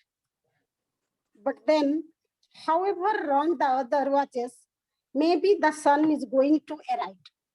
So one has to correct all the watches by that. So thank you. If the end there is some time is there, I would like to share on as today's National Daughters Day. So I would like to present a poetry on women, if time permits. Thank you. Okay. Thank you. Thank you, Minati Pradhanji. Now I would like to invite Dr. Devendra Tiwari. He can ask a question. Take your 2 to 5 minute time. Yes, sir. Thank you very much, sir, for giving me the opportunity. And I'm thankful to Anant, Giri, sir, and all the discussants, that all the aspects related to religion, Christianity, Hinduism, and overall the religion of humanity was discussed today. And it was definitely inspirational, and definitely we should ponder over it, and we shall uh, get a kind of solution of all the kind of conflicts going on in the society, not only in India, but all over the world. As today's talk is on Christianity and Hinduism, so being a student of literature, I have got some similarities between Christian text and Indian text, and the common thing I have got is, and not only in Christian or Indian text, but text of having an influence of other sects of world as well. Literature strongly follows the rule of poetic justice, means virtue should be rewarded and vice should be punished. And in the light of that, a golden line of literature, that is poetic justice, if I would like to focus on the Ramayana. So what does Ramayana teaches? Ramayana gives us a lesson ki yes, if we are much ambitious, we are not giving equal importance to the emotions of others, we are crushing the beliefs of others, we are mad of power, definitely at the end will be punished. Like the antagonist of Ramayana, demon Ravana. So parallel to the Ramayana or the Mahabharata, the text written in English literature, like means particularly as I observed one phrase by Anant Girishar, and in his during his deliberation, Sir said ki Renaissance. So Indian Renaissance, talking from Raja Ram Mohan Rai to contemporary India, and various beliefs in practitioners and believers in Indian mythology, Indian believers, Christian believers. So talking of European Renaissance, Renaissance particularly of Europe, there was a race of learning things. So particularly a very famous text, particularly the lovers of literature must be knowing, Dr. Faustus, written by Christopher Marlowe. That is a Renaissance text, and in that text, the author has tried to portray the human limitations, but at the same time, up to what extent man can go in want of learning. The protagonist of the play, Dr. Faustus, sells his soul in order to learn those ideas which were unknown by his time. Same is the case with the Ravana also. Even he was knowing he was the wisest person available in his contemporary time, but he was knowing. So somewhere in some of the mythology, it has been mentioned that he wanted that if I'll be killed by the hand of Rama, I'll get salvation. So this has been one of the observation. Another is I completely agree with suggestions given by Professor Shalini ma'am, and of course our other speaker, Dr.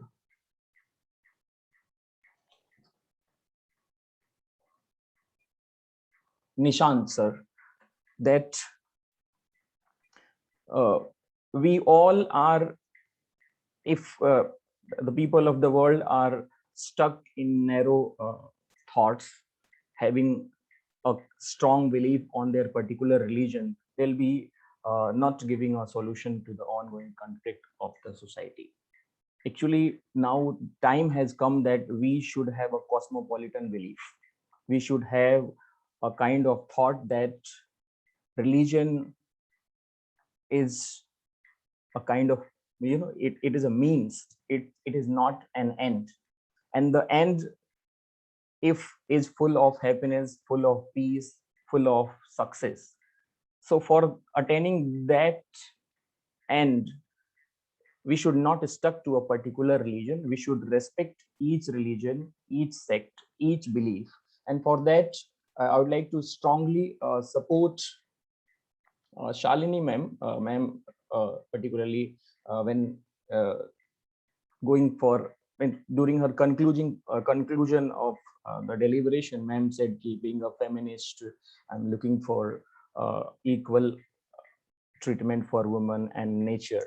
Of course, until and unless there will be an unequal treatment, we can't imagine of a peace, a happy world. So along with liberation or equal treatment for women, I would like to also raise some points. Equal support, equal respect for all the caste, all the creeds, all the religions. There should be no fanaticism, no betrayal, no enmity, no madness of power. Everybody is aware of history up to now. So many mad people, maybe Hitler or other dictators of the world, they have gone mad of their power. And what was the outcome? They deteriorated, they destroyed the peace of not only their country, but people of all over the world. So this has been my observation, and I would like to appeal that we should respect everybody, caste, creed, religion, thought, sex, and we should have a cosmopolitan opinion. That's it. Thank you very much. Thank you, Dr. Devendra. Now it's time to ask these all important questions or concern or comment to Professor Anant Kumar Giri. Maybe Randhir. So I have also a kind of. So this is incomplete, like the Jagya. You are the Purohit. Yes, actually, the question about public theology, and Habermas also highlighted a critical aspect of public sphere, of course, including market and all these things. Religious organization is also a kind of public sphere, and with the advent of this modernization, how we dismantle that institution, so far as the space of civil society is concerned, and how that space is being hijacked by what Pankaj Kumar says, a kind of people who is very political, and they inculcate and they spread fake communitarian feeling. And out of that, we can see the rise of fundamentalism, be it India or in every part of the world. Second question is, what kind of Christianity Indians follow, whether Protestant or Catholic? Because in India, the question of emancipation is very crucial question, so far as the internalization or accepting the faith of Christianity is concerned.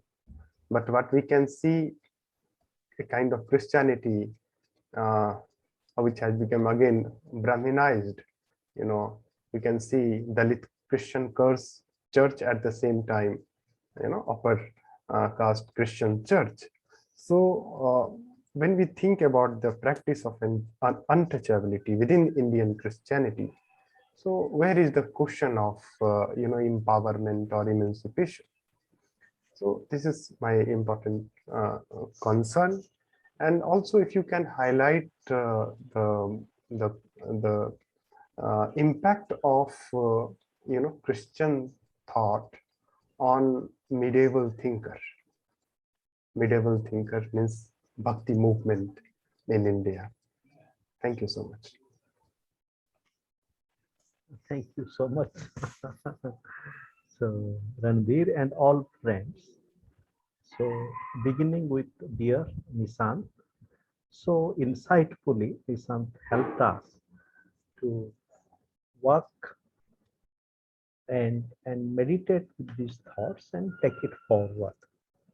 And Nishant challenged us to realize that there is a dimension of confrontation which we would have to be with. And this confrontation is basically the confrontation with structure indignity.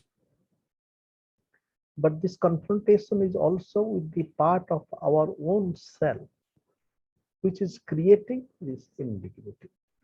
So yes, and then Nishant's concluding linking to all life is so important, because with the kind of precarity that all of us are entangled in with today, all of us, whatever religions we are from, in our own local level, wherever we are confronted with the challenge of pollution, climate, both inner climate and outer climate. So we have to come together to at least keep our place livable. And this living also requires a kind of unavoidable coexistence. So otherwise, the kind of pain, suffering that we are all inflicted with. So therefore, that sense of being with our art, we are all earthly creatures. And with our earthly creature, also the divine is working with us, nature and divine working with us to help us be with our existence. So that is the kind of prophetic mysticism, grounded, rooted in wherever we are.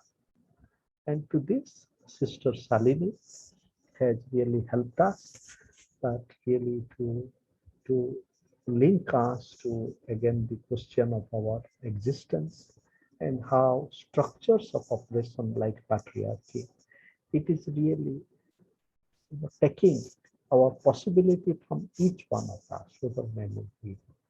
And to that structure, we add capitalism, for example, patriarchy, capitalism as a nexus. And then he's telling us about Brahma, she's telling us about Brahma Bandha Upadhyaya and how deeply she presents. And we are all invited now, we feel the invitation to experience more fully a journey like Brahma Bandha Upadhyaya, Sachidananda, but also this story of his life, plague, going to plague. And I feel called to experience more, the vision and life of Brahma Bandha Upadhyaya. And then with the questions, now with Gyan Luigi, thank you for, among many things, bringing Gyani Bhatimo here, because his work is very deep, and he, in his own philosophical work, practical work, he draws upon Lord Jesus Christ in a very inspiring way, how the whole idea of non-violence.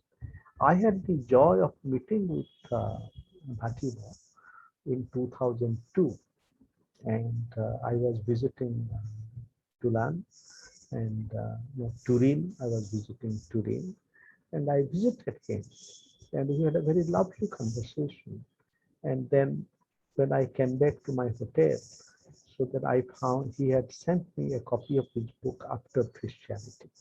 So that kind of a thinking, after Christianity, means after the kind of structures of Christianity, which does not help us to liberate ourselves.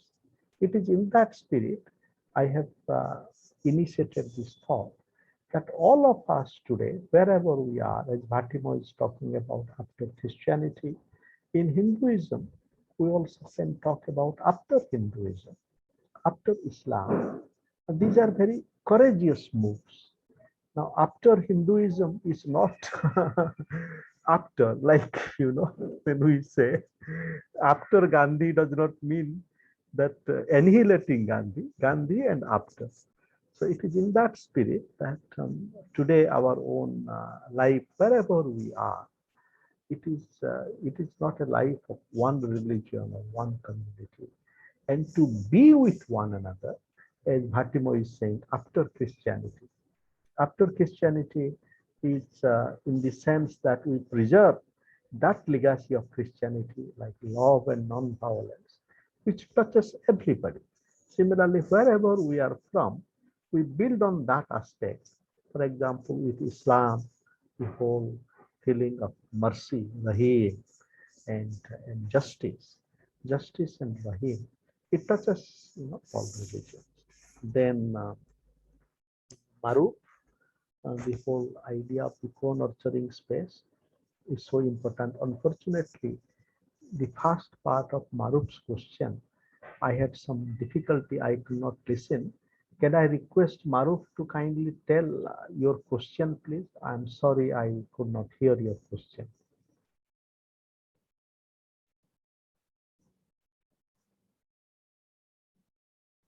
Okay, as Marup is coming, in the meantime, I can touch upon other themes. Thank you, Jose, Father Dr. Jose Mulackal, a dear and kind friend over the years. In fact, Sister Shalini, Father Mulackal, and Dr. Nishant, all of us a bit like co-travelers. And Dr. Mulakal's point to humor is so important. In my presentation, I brought the thought of Father Felix Wilfred and how he tells us to be with Krishna, both humor and lila. And when you are mentioning our respected Jesuit scholar and writer and thinker from Sri Lanka, his name is Father Aloysius Pieris.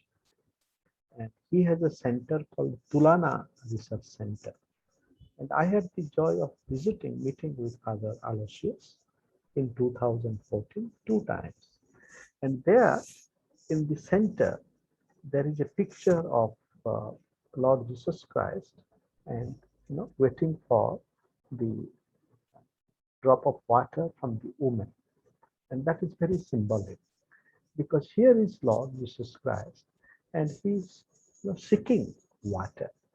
And similarly, that is the the image. Wherever we meet with each other, we seek water, we seek wisdom, that sense of humility, not being constrained by the kind of inferiority or superiority, because the Samaritan woman that Lord Jesus Christ seeks water for, in the social convention, maybe she belongs to a lower group. And Father Aloysius' work is deeply significant, and the kind of dialogue he has made with Buddhism. And this is the kind of sources from Sri Lanka and many parts of the world. Another great activist and scholar from Sri Lanka is also, I'm just remembering his name, he's a student of Father Aloysius and Santa. And Santa, he has also created an interpeace movement now. He has been honored by World Peace Parliament of World Religion in 2018 in Toronto, where I was also part. So these kind of efforts are going on in very difficult circumstances. Dr. Santa is doing interreligious peace work in difficult circumstances like Nigeria, and where people are killing each other. Then Minoti's question and thought, as always, is coming from very deep sources of listening and contemplation and thinking. And yes, that you're pointing to hierarchy leading to gigantic tragedy. In fact, religious structures are still so hierarchical. So therefore, how do we free ourselves from hierarchy? Now, our very deep sociologist, Louis Dumont, who we have read, he coined a term homo hierarchicus. And he wanted to do this to characterize Indian society. But homo hierarchicus, for example, can be applied to an organization like, for example, certain aspect of Christian organization, like Catholic Church, for example. It has a hierarchical dimension. Similarly, in a way that Indian society is organized. So therefore, the challenge before us is how do we free ourselves from homo hierarchicus to what Dumont characterized as homo equalis. And what homo equalis Dumont thought about Western society. But in reality, my respected teacher, Professor Andre Bete, in his critique of Dumont, he says that no, Western society is not equalist because there is also a lot of hierarchy. So I think we need to think about, like Bhatimot speaking about after Christianity, we would have to speak about after hierarchy. That the post-hierarchical beauty, dignity, and dialogue. And in this, all of us, each one of us, we have to play an important role, including women, because this whole nurturance of a post-hierarchical society, it requires courage and compassion, as Sister Shalini says, because many of the time, those who are part of it, we are as helpless, the perpetrators are as helpless as the victims. Then Devendra, thank you for your thoughts. And then Randhir, yes, public theology. In fact, the whole term public theology, now in a way, it does not have a foundational critique of the public. Because like public sociology, and of course, Professor Felix Wilfred has been cultivating this field of public theology. But public sociology, public anthropology, public theology must also think critically about our notion of the public. Because there is a valorization of the public. In fact, the diminution of the public that is coming in terms of fake news and fake communalization also refers to certain limitations of the public. And what is that? The whole idea of the public, not only in Habermas, right from Aristotle, in the Greek tradition, that is the polis, P-O-L-I-S. Interestingly, police and the police, P-O-L-I-S and P-O-L-I-C, they come together. Therefore, now Professor Rameswar Rao, a great thinker, he makes this observation in his book on the Veda. And interestingly, it is titled Beyond Ego's Domain. And he's saying that the whole limitation of thinking about the public in the Western tradition has been that we are thinking about the public without taking into consideration the transformation of the self that needs to take place to enter into the public. So therefore, this critique is as relevant for public theology, because if we are creating a field of public theology, then all participants, we need to also kind of embrace the challenge of self-transformation so that we can communicate with the public. Like if I am coming from a Hindu tradition, then I would have to speak with my Muslim brothers and sisters.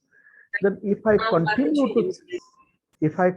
to think that I know the best, aham brahmasmi in the sense that I am the Brahma, and then you are not the Brahma. I am Brahma, aham brahmasmi, and Twayang brahmasi. You are also the Brahma. But in our shlokas, we have no word, Twayang brahmasmi. In my poem, I have written this, aham brahmas, Twayang brahmasmi. You are also Brahma, and Bayang brahmasmi. We are all Brahma. So to have that consciousness requires work in self-transformation as part of both self-worth and public worth. Then Protestants and Catholics. Indian Christianity from the beginning has, at least, in the last 200 years, it has been multiversal. There are Catholic streams, there are Protestant themes. For example, Church of South India, Protestant initiative. And, for example, Srirampur College. So, and both the Catholics and Protestants, in their own ways, they have been engaged in many emancipatory struggles. And of course, they have their own limitations. And one fundamental limitation has been pointed to the issue of caste. And there is practice of untouchability. But slowly, this concern is being articulated in South India, in Tamil Nadu especially, that many priests, they are problematizing it, though the study of David Moss on this suggests that how it is still a long battle to go. Now, here, just not very far from Chennai, is a district, and I visited one village, a Christian village, some years ago. And then I went to a church where one disabled person, because he went to a church which is meant for the high caste. It's a very tragic and brutal story of this disabled person being murdered. And you see, this is the reality of caste annihilation still in church. So at the same time that many Dalits and also people from other streams are getting awakened about it, the struggle for liberation goes on. Therefore, to link this to the question of liberation is the challenge.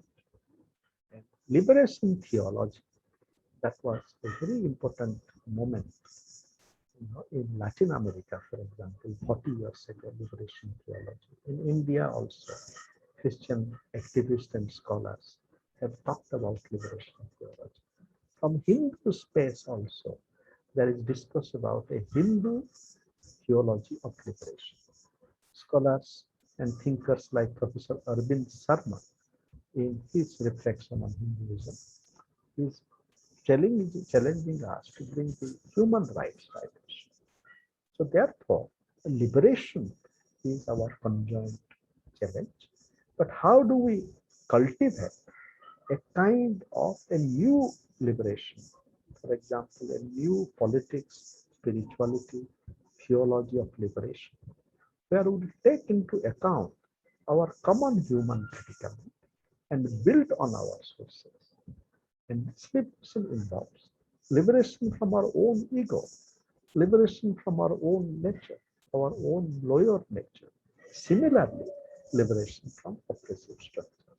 Along with that, we also have to take part in healing our Mother Earth because of the climate crisis. Because if there is no world, if there is no human being, what is the point of fighting about that whether the Trinity involves 1, 2, or 3, and the Advaita and the Trinity. So all these important, our doctrinal concerns, they are rooted to our life. So how do we cultivate life? And while cultivating life, we also realize the breadth of life in many things, in non-living, in non-human, but also the inner. That is the kind of cosmic Sachidananda that we are all part of. And we realize this wherever we are. As we are born Hindus or Muslims or Christians, therefore, the rich experiments that have gone through, we learn with this experience and experiment so that each one of us can participate in this continued sadhana and struggle of ours, our own humble journey. But our humility is also the receptacle of infinity. We are vulnerable, we are creatures, but at the same time, with each step that we take, in our bare feet blossoms the strength of nature and divine. As Raimundo Panica, other great seeker of our times, he talks about cosmotheentry. And therefore, we need to bring liberation theology, and Panikkar's idea of cosmos theology, the human, nature, and the divine, both the political and the contemplative will go together to create a world of beauty, dignity, and dialogues for all of us. Thank you so much, sir. Now, I would like to invite Miniti Pradhan to share his poem, because today is also one Daughter's Day. I guess And now then everybody has I will patience to request, listen. then I will request Dr. Yeah, I'll Devendra. just So quickly we'll take 5 1 minutes, minute. just 5 minutes, yes. Yeah, that is from my book, A New Dawn. So the title of the poem is Women. I mean, it is like from womb to tomb, how the women are subjected to. Am I audible? Yes, yes. Hello. Yes, you are audible. Please go Yeah. ahead.